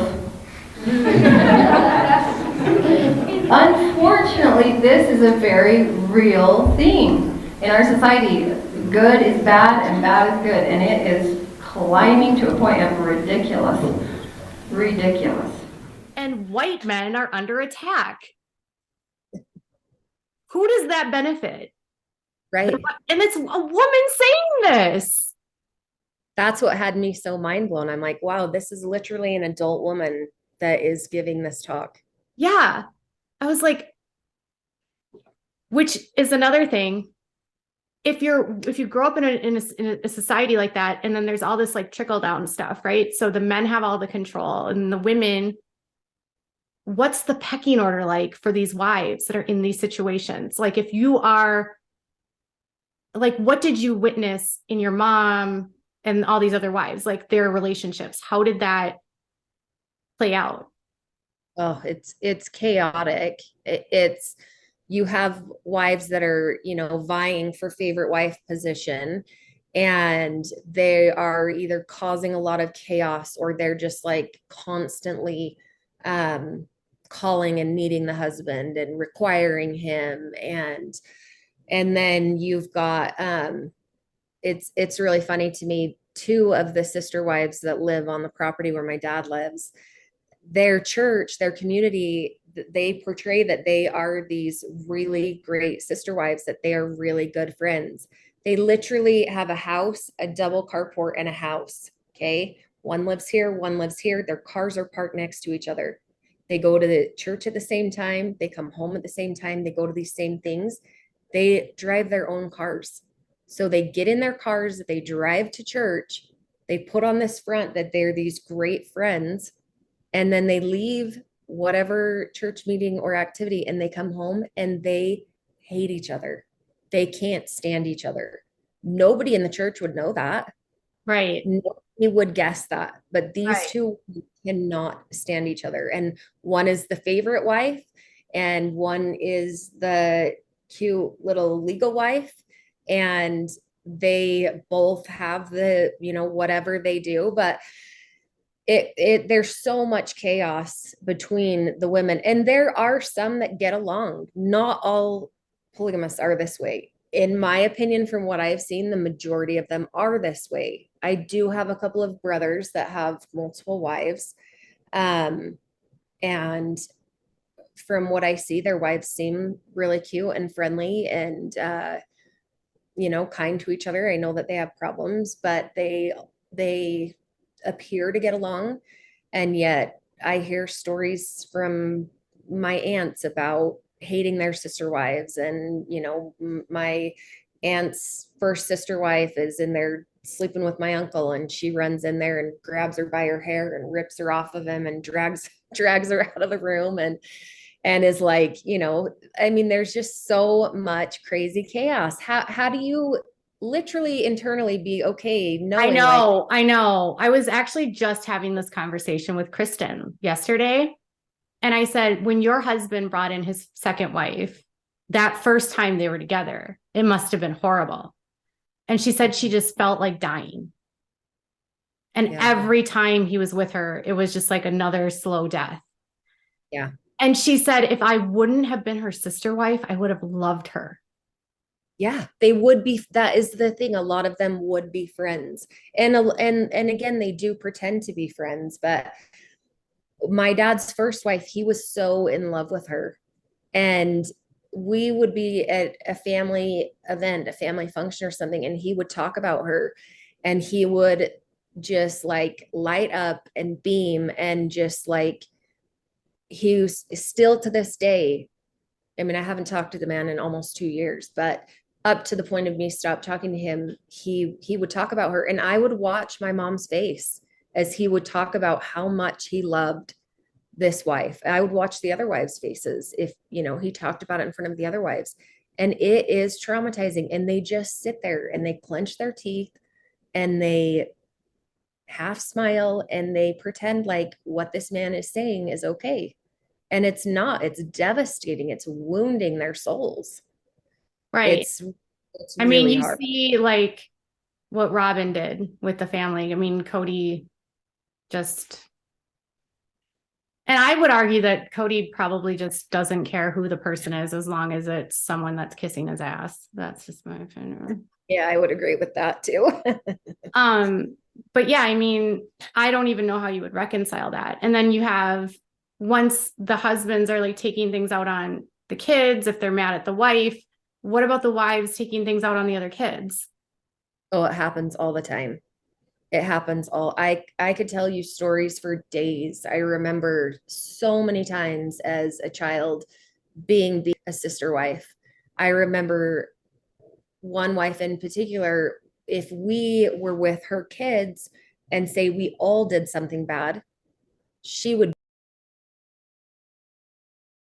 and she would not beat her kids. And there was one time I think I had said to her, "Well, you're not my mom." And she grabbed me by my hair. She dragged me all the way down the hallway into her bedroom. And she made me write over and over and over, line by line in a spiral notebook, "I will honor my father and mother. I will honor my father. I will honor my father and mother." And I mean, they're so suppressed and they want control. And not all of the women are like this. I do think you see it in almost every family, though. There is one wife that is, I mean, there's two in my dad's family, but they're like these tyrant wives. And the kids now are accusing Meri of being the tyrant wife. And I'm sure she was. Can you imagine the devastation? Not only is she the first wife, but she's also struggling with infertility issues. Right. And then, so if your job is to be a wife and a mother and bring all the spirit babies down, you must be feeling like you failed. Yeah. Can you imagine what her sense of self-worth is like? And then every time one of the sister wives gets pregnant, it must just be a stab at her heart. Yeah. Oh my gosh. I'm sure it is. I've watched a sister-in-law struggle with infertility and it's awful. It's really, really hard. But I know growing up and even as an adult, talking to the adults in my life and learning about at the hands of the sister wives in their families and why, because it's like this level of, the abuse starts here and it just trickles down. Like the DV's up here, it goes down here, goes down. And the kids are like the ones that didn't ask for any of this. Right. Right. And how confusing for a child to like grow up and have all these women that you're supposed to call mom, but have no maternal connection to. Yeah. And sometimes you do. There are some of them that are protective, and we were raised to call them aunts. So it was aunt so-and-so, aunt so-and-so. And so we weren't necessarily raised to call them mom, but we were supposed to revere them all as our moms. Like we were supposed to listen to all of them and what they said went, especially if our mom wasn't around. But there are times when you do develop the bond with them. And I do remember one of the sister wives, she married my dad with 3 kids. And then they, for whatever reason, never had any more children together. And she was amazing to us kids. She would take us 1 or 2 at a time, and we would have sleepovers at her house. We knew we were being fed, good meals. She gave us juice boxes. She kept crayons and coloring books. And my siblings from her were so fun. They would plan these elaborate, scavenger hunts and things like that. And so she passed away last year, that wife. And God, that was really hard looking back, going through the process of her death and then, her actual passing. I realized that she was kind of my safe space Yeah. growing up. My mom was like the motherly, like the kids went to my mom and talked to her about the problems. And then this wife in particular was almost like that grandma, where you could go to her and she would take care of you and she would give you the things that you needed. And then you've got these other two wives who are like the tyrant wives, and siblings that were chained to their beds, that were locked in their rooms for days, like legitimate horror. And no, This is happening in your parents' house, like in your immediate family, like with your siblings. that happened with some of my siblings growing up. Chained to their beds. Yep. And how do you grasp all of that as a child? How do you have a father that's telling you, you are so beautiful, you are so precious, and then hang my brothers from the door jambs by their belt buckles, and another scar from being hit with a board that I ended up with a sliver in my leg, and my mom didn't get home for 3 hours, and my sister couldn't get the sliver out. And Lord knows what my dad's doing, but he's in the room watching the news or whatever. And like, how do you rationalize these things as a child? And then you have your dad now, who is a freaking prophet, and he's so full of crap. And he's giving these speeches, and he's like, I love my babies, and my sweethearts are so amazing. He's a salesman. He's always been a salesman. What was it like for you when you found out that he became the prophet, knowing everything that you knew? Oh my God, I was so floored. I was shocked when I found out that he was becoming the prophet. I shook, like I physically shook for 2 straight days. And I did not understand how half the people in the church know, not only is he a DV man, he also was very fraudulent in his business, and now he is the prophet. And so he's got all these siblings that are part of the church that know who he is, but there's a reason that God made him the prophet, and so we shouldn't talk bad about him, and we need to follow his counsel. And so it was really hard. It's been really hard. And then watching things fall apart between him and my mom, and then he takes another wife, and here she is 20 years younger than him. She has a 12-year-old daughter at home.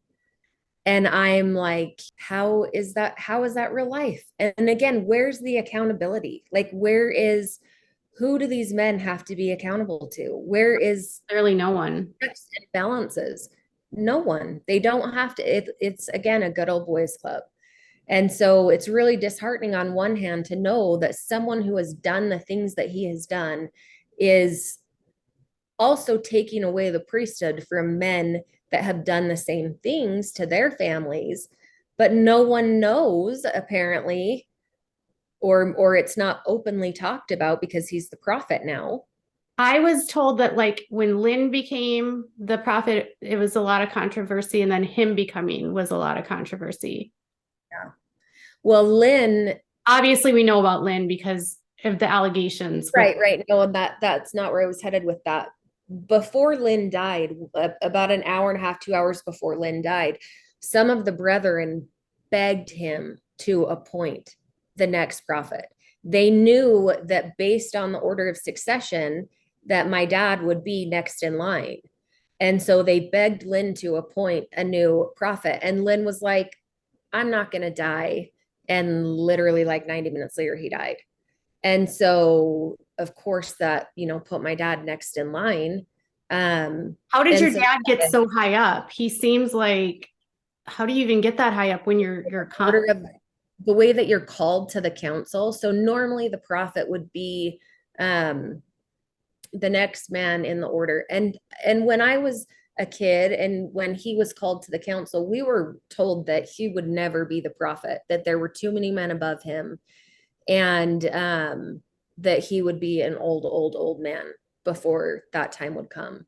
And then Owen skipped over a couple of men and appointed Lynn. And that's not a common thing for them to be appointed. That was a new thing. And they literally had to release, like, I had a vision or a prophecy or whatever. Yeah, because there's supposed to be keys and an order of the keys, and there's supposed to be like a specific line to the keys.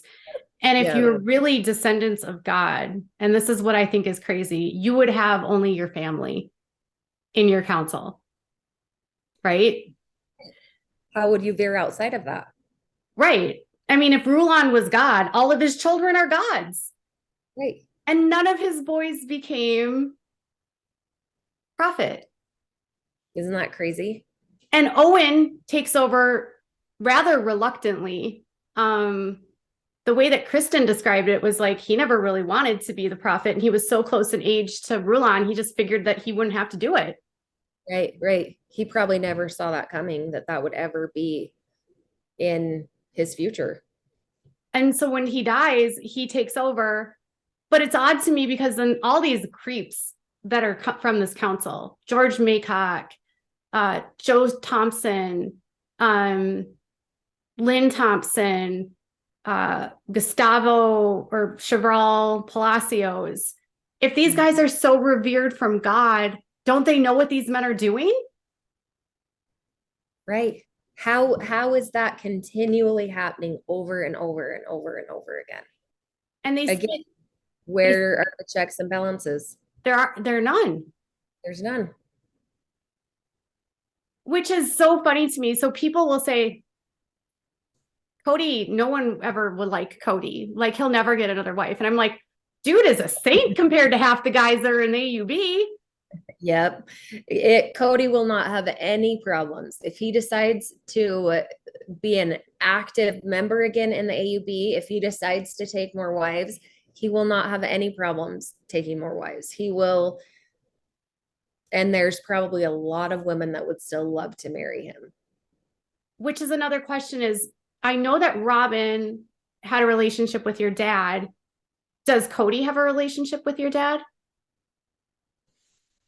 I don't know. I mean, not really that I'm aware of. I don't know. And that's really hard because you have two really like hardcore narcissists. Yeah, and for sure. How would they necessarily be friends per se? And I know that my dad wasn't really happy with him bringing the AUB public, essentially, and so I think that's part of why they've covered up so much and they've minimized so much of the church portion of sister wives. But yeah, I don't know. I remember, after Robin married Kody, I remember hearing my dad talk to her on the phone and counsel her on the phone. And on more than one occasion, there was multiple times that he would be at the house or I would be at his office or whatever, and I would hear him speak to her. And I mean, he didn't necessarily counsel her like in front of me, but right. I would hear him say, "Oh, hello, Sister Robin." And there were times when he'd get off the phone, I'd be like, "Dad, who was that?" He'd be like, "Oh, that's Robin Brown, Kody Brown's wife." And I'm like, "Oh, wow, shoot, that's crazy." So why would she be calling Dave? Why Dave? I'm sure that he's done a lot of counseling. He has counseled a lot of couples on marriage. He's the one that has taught their temple preparation class for years and years and years. Every Tuesday night, he's taught their temple preparation class. I worked for him for 3 years at his auto body shop, and he had people come all the time. He counseled a lot of people all the time. Meanwhile, he can't even keep his own house together. Right. I'm like, okay, he's got 4 children that are part of the church. So out of 49 or 39 kids, he's got 4 kids that are part of the AUB. He's got a 10% ratio of retaining children in the church. Sorry, that sounds so bad. But lots of people are leaving now. There's been like kind of an exodus. That wouldn't surprise me. I think there was with Lemoyne, when Lemoyne became prophet, there was when Lynn became prophet. I'm sure there is now that my dad is prophet. And so I don't know what the retention rate is for families in the AUB. I don't know how many people actually raise children and have the majority of their children stay in the church. That's a I'm good just question. trying to imagine Robin calling your dad, like, what the hell could he offer her? Like, and all I can imagine your dad saying is like, just obey, Right. just submit. He submit to him, do what he says. I mean, I can't But even Robin imagine. says they have the perfect marriage. So why would she need help from your dad? So your dad's the family counselor, which is really crazy to me, given what you've shared about him. When you think of just like you left when you were 17, right? Yeah, right around that age. I mean, I knew kind of early on that I didn't want to be part of the AUB. So I was done going to the church there, probably 16, 17 years old. And then if I went back, it would be for like a wedding or a funeral, or um, I did go to a council dinner. I took my two little kids to a council dinner to drive my mom and my disabled brother out to the council dinner. I think probably 4 years ago. So I've been back to the church a few times since, but I stopped going to church there when I was 17. So when you leave, as long as you don't speak ill of things, right? Things stay good. Right. What happens when you start speaking out against it? Then you become the black sheep in a sense. And they always, my siblings and my dad and even the other wives would say, you're kind of like the glue that holds the family together. Like you do such a good job bringing people together. And now, like, they've unfriended me. Um, and I sent my dad a message and just said, this is something that I just witnessed. And I know that it's because of the DV that happened when we were children. And it's really sad that we have this big, beautiful family that could be so amazing. And if you could find some accountability and ask your children for forgiveness, and things could come back together. And he hasn't spoken to me since. So we just don't have a relationship at all anymore. That must At be all.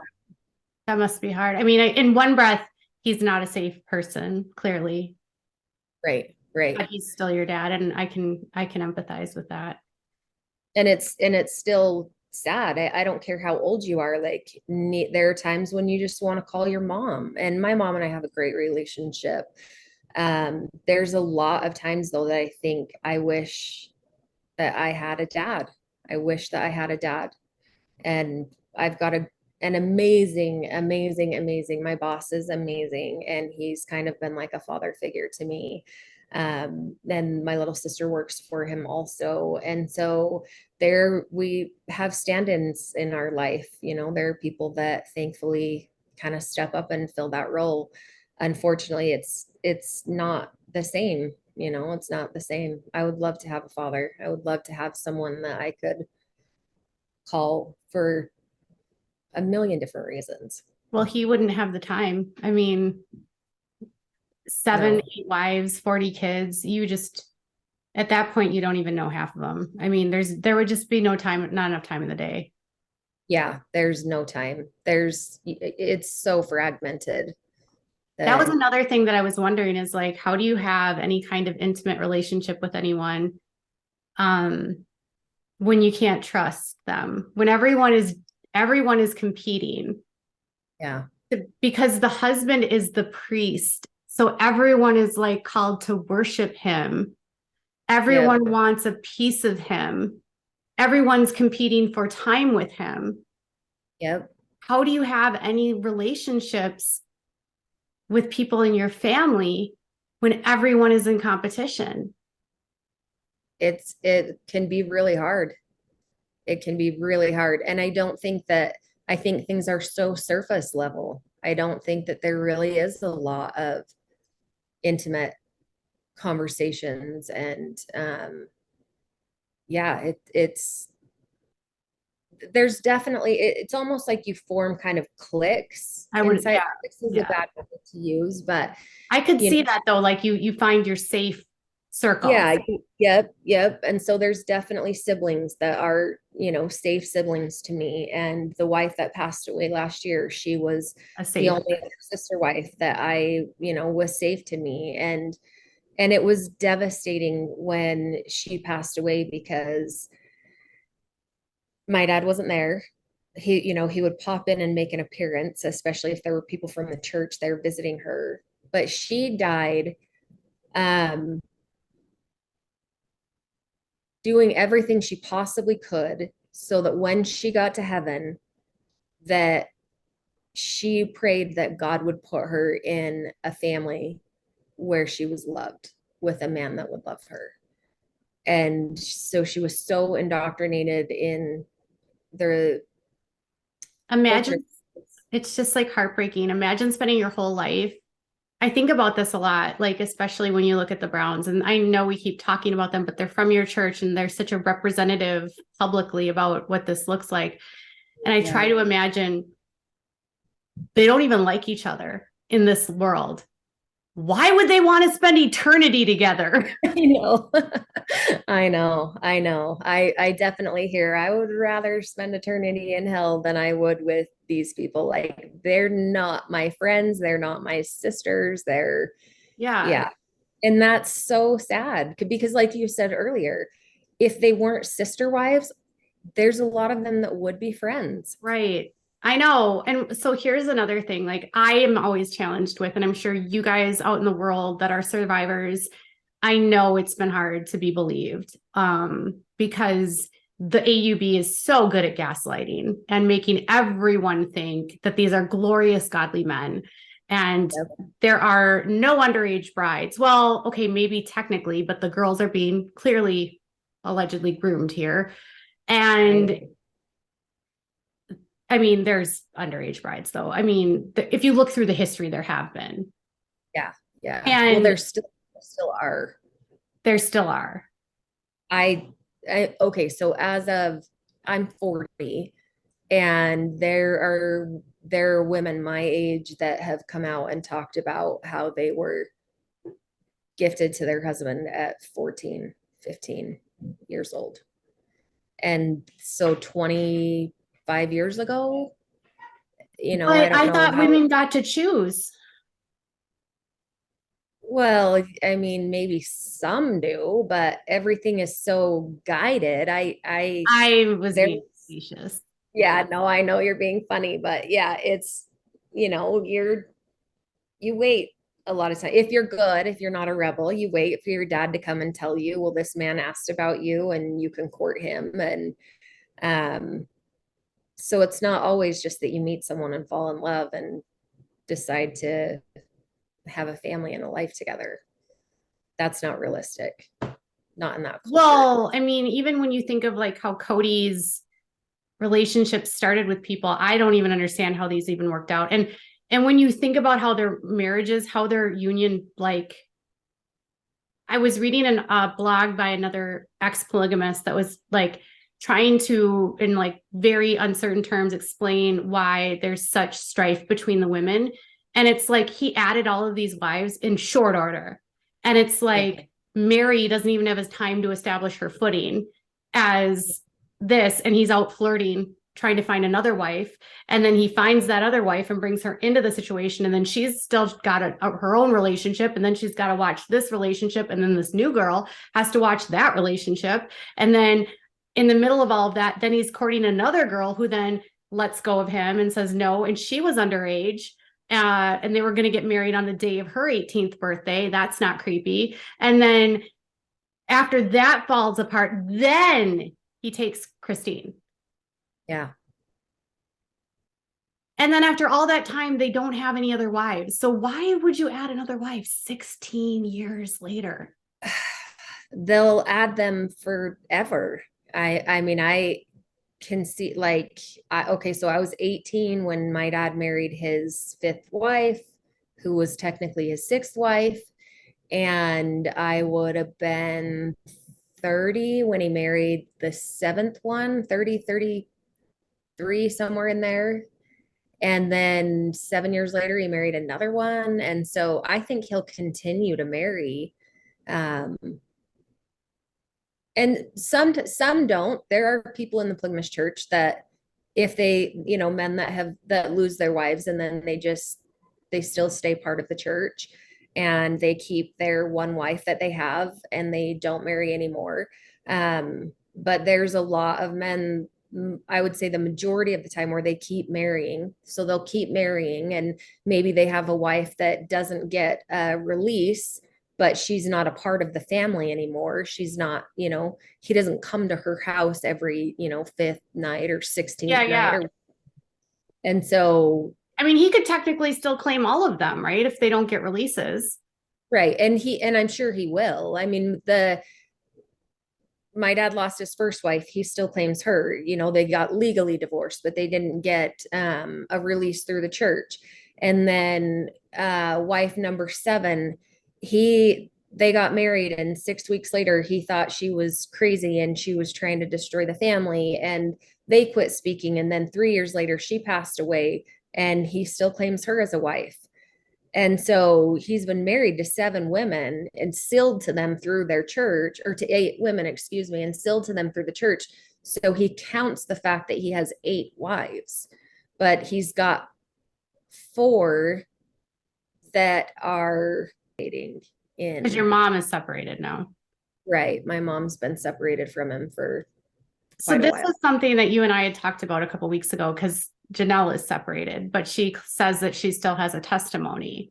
So your mom is just like in the same limbo. Basically. What she'll say that she won't ever go back to him, that she couldn't ever imagine knowing who he is. He's proved over and over again who he is. But she hasn't gone and asked for a release. She's not necessarily going to divorce him. And I saw that happen with Owen. I mean, it's happened with a lot of men, especially when they get older. If a wife is unhappy and she leaves, then she just does her own thing until she dies. So Janelle, according to D&C 132, she can never date regardless, even if they split. Yeah. Yep. They would have. And if she leaves, he can destroy her. Yep. Which is scary when they talk about that, because in that same one, they're talking about blood atonement. Yeah. And that is so bizarre. That's why people have a hard time understanding why Meri stayed for so long. And I'm like, why? That's like, do you know their faith? Right. If you don't know their doctrine behind it, there's a reason behind it. And I will not be surprised if Meri doesn't, or if Meri never dates and remarries. If Meri stays single for the rest of her life, almost waiting for Kody, or basically, in her mind, knowing that they're still sealed together. They'll be together in heaven. So, and same with Janelle. I won't be surprised if he ends up back together with either one of those women. And I won't be surprised if either one of them stays single for the rest of their lives. Yeah, I mean, he's pretty manipulative, and I think you said that he's just so egotistical. Was it you that was telling me about how he would act at the dances? Like, he felt like every woman was supposed to dance with him. Yeah. And he always wanted to be on TV. And I think I told you he went on The Price is Right. Yes. And he won. He won The Price is Right. And he won The Price is Right. And I mean, he's just always been Kody. Like Kody. But his hair is like not within the doctrine. Like, they're not supposed to have long hair. And what is that about? Why can't they have long hair? Didn't Jesus have long hair? Your group they're going to be so shocked when they meet Jesus and they find out he was brown. I know, it's going to be a hard realization. So do you think, I just totally imagine him thinking all the women want to, and Another woman told me that. One of Jay's daughters told me that. He just thought that every girl wanted him.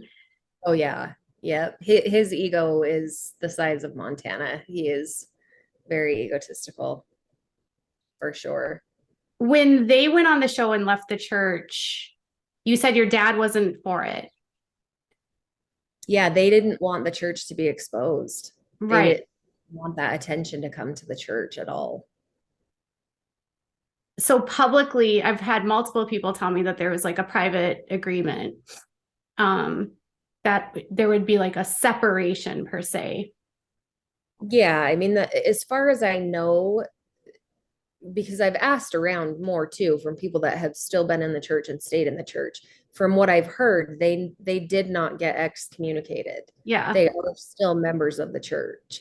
So it was just like, okay, if you, and I think he was warned also that the publicity could ruin his relationships and that he might lose his family due to being on the show.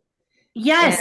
Yes. Someone told me that Lemoyne actually was very upset with him because not wanting public. Yeah, and like Lemoyne told him, I can't remember who told me this. I speak to so many people from the AUB, but they said Lemoyne basically like confronted him and said, "You are not doing this for the right reasons." Yep. Kody was doing it for the money and the fame.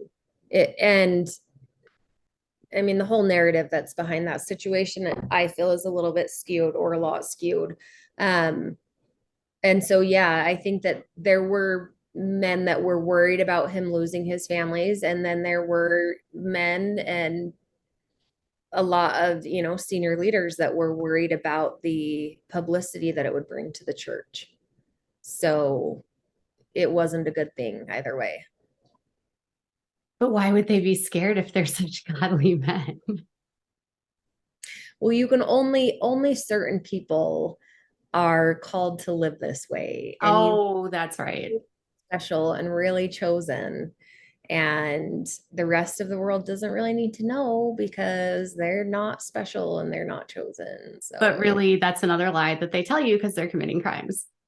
How do you want to wrap this up? Oh, man. I don't know, maybe just to say that there is life on the other side of being raised in a cult. There is life on the other side of being raised in the AUB.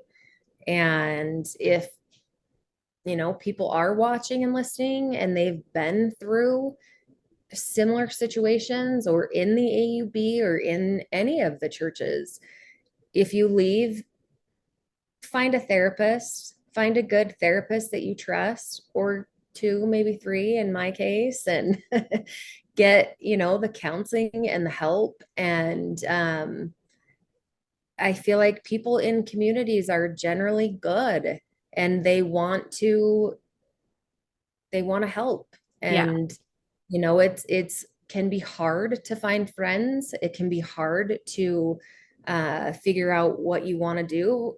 And that doesn't mean that women shouldn't do it and that children shouldn't do it. And, I want to see people free from the oppression of this church and polygamy and any cult for that matter.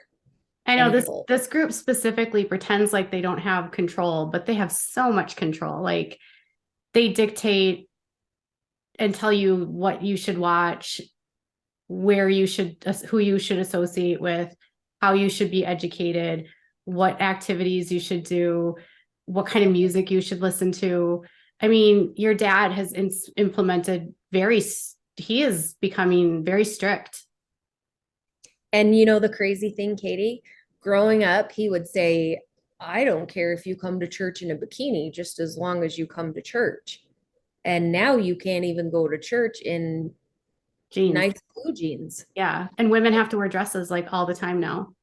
Yeah. So it's definitely frightening to kind of see the things that are happening. And it feels a little bit like Warren Jeff's FLDS direction. I mean, just like listening to the education talk, I was like, they're terrifying people. They're making people scared of the world.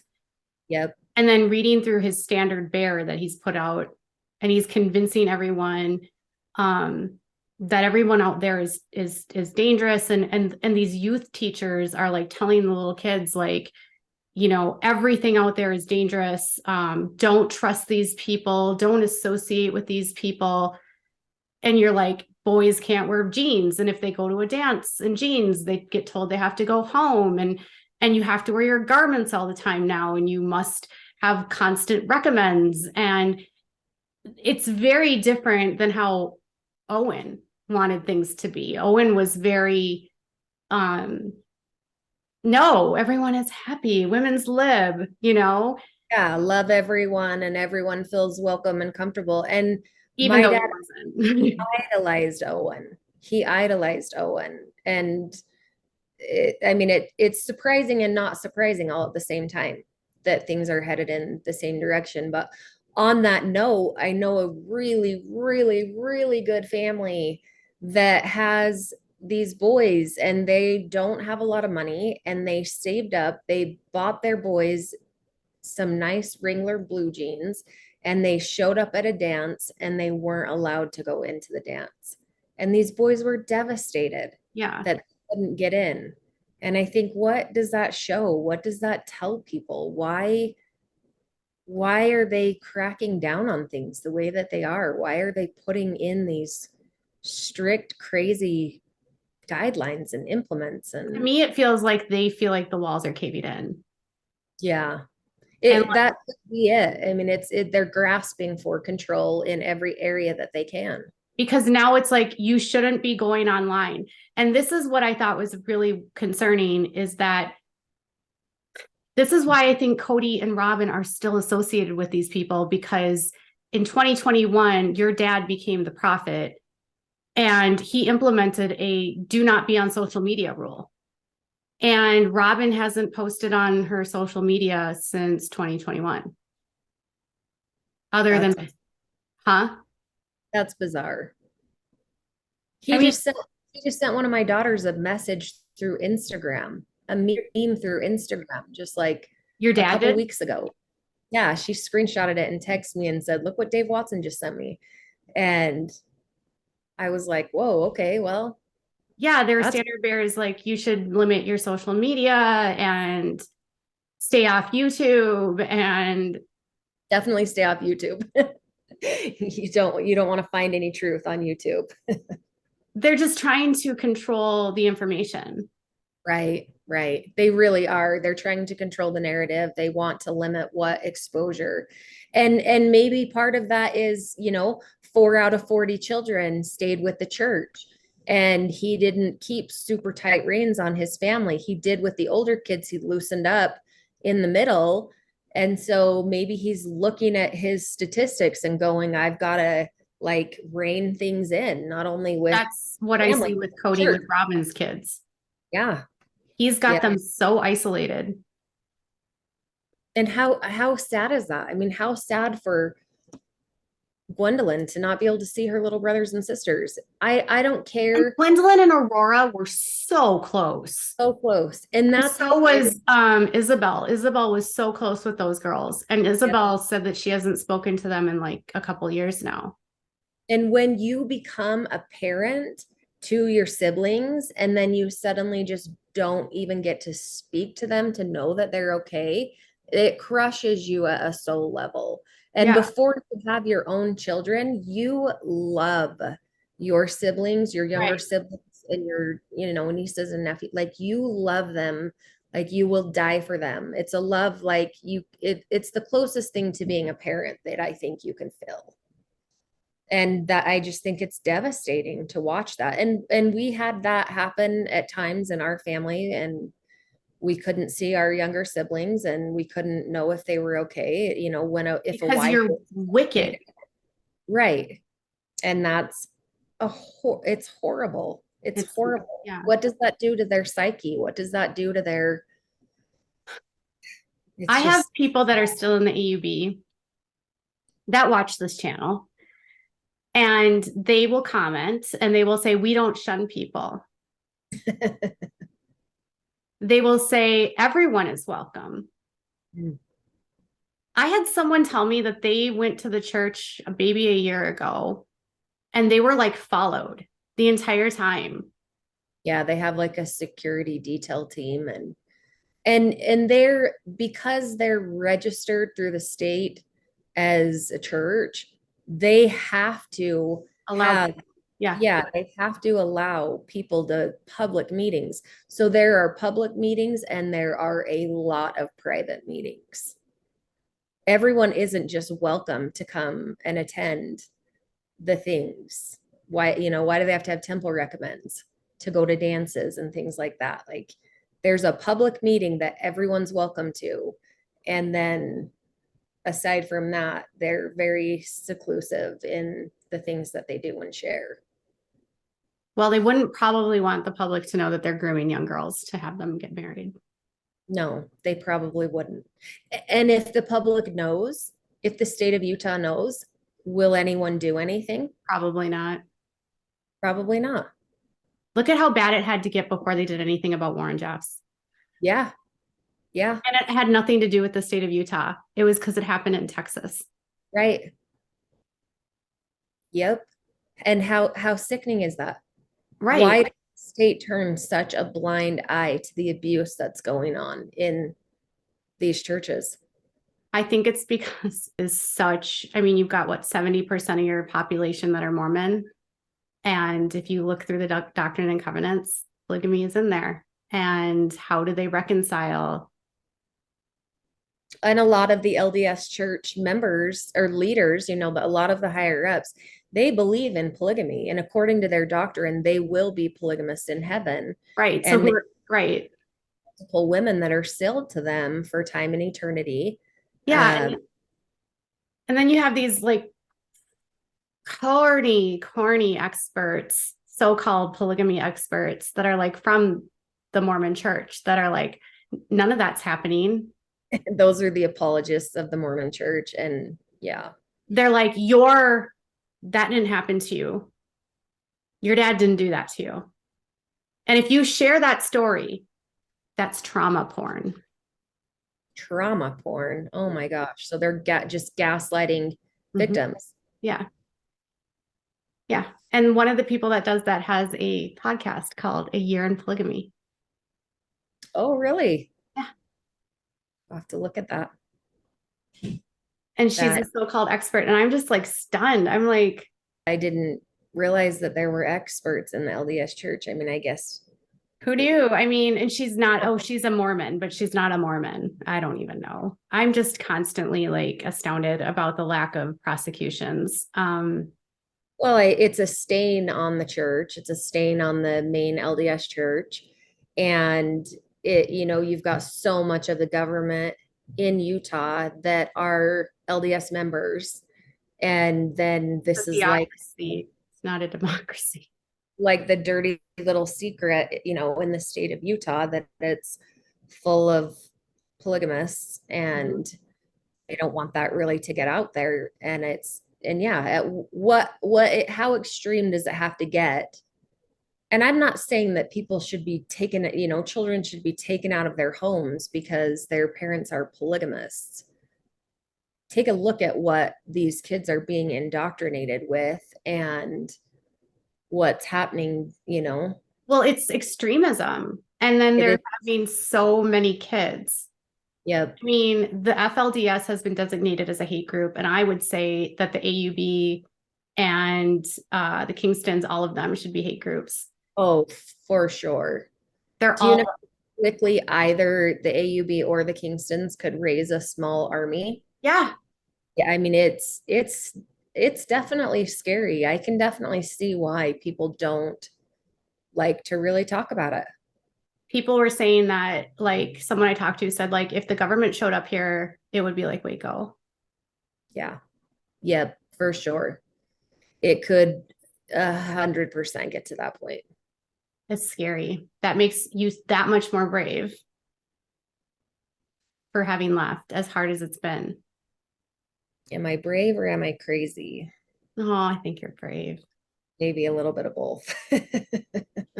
I think you're brave. I hope people from the AUB hear your story, and I hope they see your heart and that the care and concern that you have for them. And, you know, that's what breaks my heart for all of you that have left, is the way that you're treated as Yeah. liars, and the way that on the show they've smeared people that have literally just been trying to stop child brides and Right.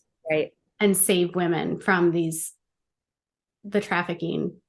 Yep. And they're called hate groups, you know, and it's like, that's what you guys are.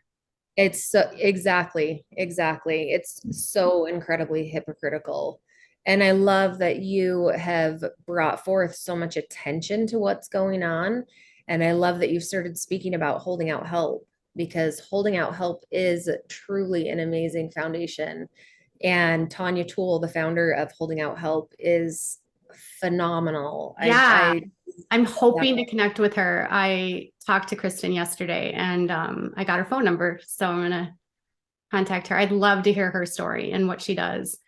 She's amazing and she has helped so many people. I can't tell you how many times I've called her in hysterics. Can you talk to me? Can you talk me through this? And I met her back in like 2008, and the church that we were attending was hosting the Christmas party for Holding Out Help.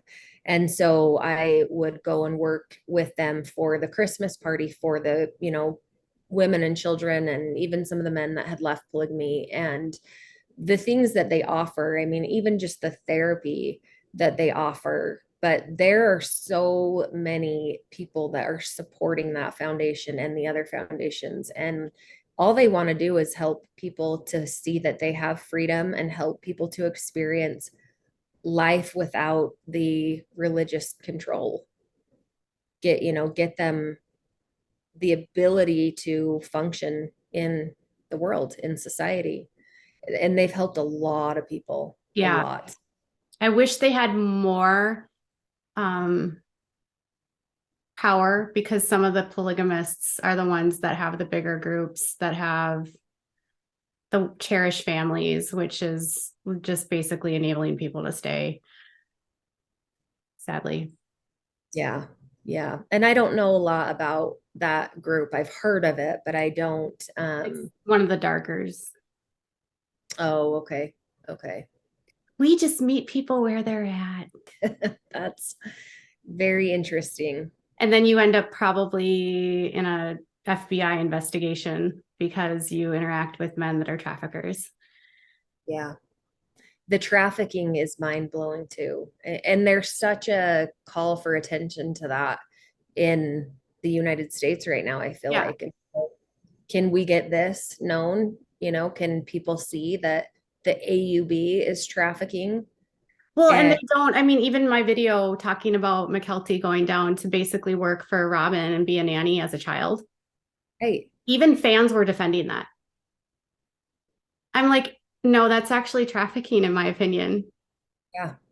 She So was, she's working at 12 years old, yeah, raising these three little children. yeah, What does the nanny do? I just, right.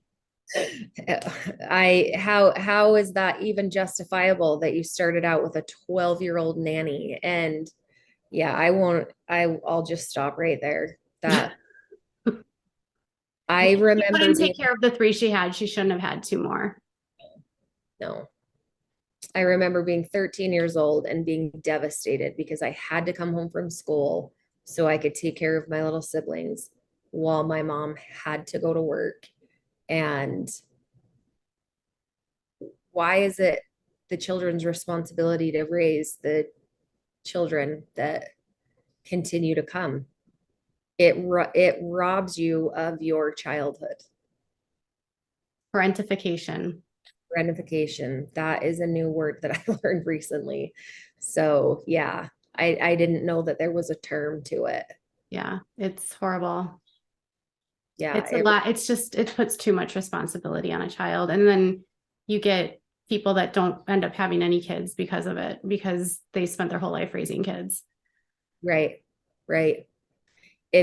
Yeah. When you end up growing up with your children, Yeah. when you are raising your siblings. And it's hard for the siblings. I look at my oldest sister and I remember when she moved out, how abandoned I felt when she got married and she moved out. Probably more And devastated than like leaving your mom. yeah, I was so devastated. And I have looked to her for so much of my mothering and, my advice and support throughout life. And it's been these last couple of years that I think she has fully realized that she is the big sister and she's a badass big sister. Yeah. And she doesn't have to mother all of us. Yeah. But we, Even Aspen says that, like, she struggles because she doesn't know how to be a sister. yeah. Yep. It's really, really Which hard. is ironic because Christine was the mom, right? If Right. Christine was such an amazing stay-at-home mom, why would she have needed Aspen? You can't do it with that many kids. There's I just know. That's no what I'm way. saying. That's what I'm saying. It's just such hypocrisy. Yeah, it really is. It really is. Well, you're Just let so kids. brave. Thank you so much. And thank you for all that you're sharing and all that you're doing. And it's really exciting to see the attention that's starting to be shown. Yeah, I hope that more people will start having conversations about this. And I hope it just opens up a wider dialogue that everybody should be believed. And sure, there could be people that are in this world that don't have the experiences you did. And every person's experience is different in these systems, but you don't get to ignore the bad because it doesn't fit your narrative. Right. Right. And there's a lot of times too where growing up in it, you don't even know what abuse is. Yeah. You don't know or understand what neglect is. Yeah. And you don't start learning about it until you run into a reason to learn about it. And so, Right. like, let's spotlight some of these issues. Let's bring some awareness to it. Like, TLC needs to cancel all these pro polygamy shows and start like do a show about survivors of polygamy, bring in, like, let's get There's real. so many stories there.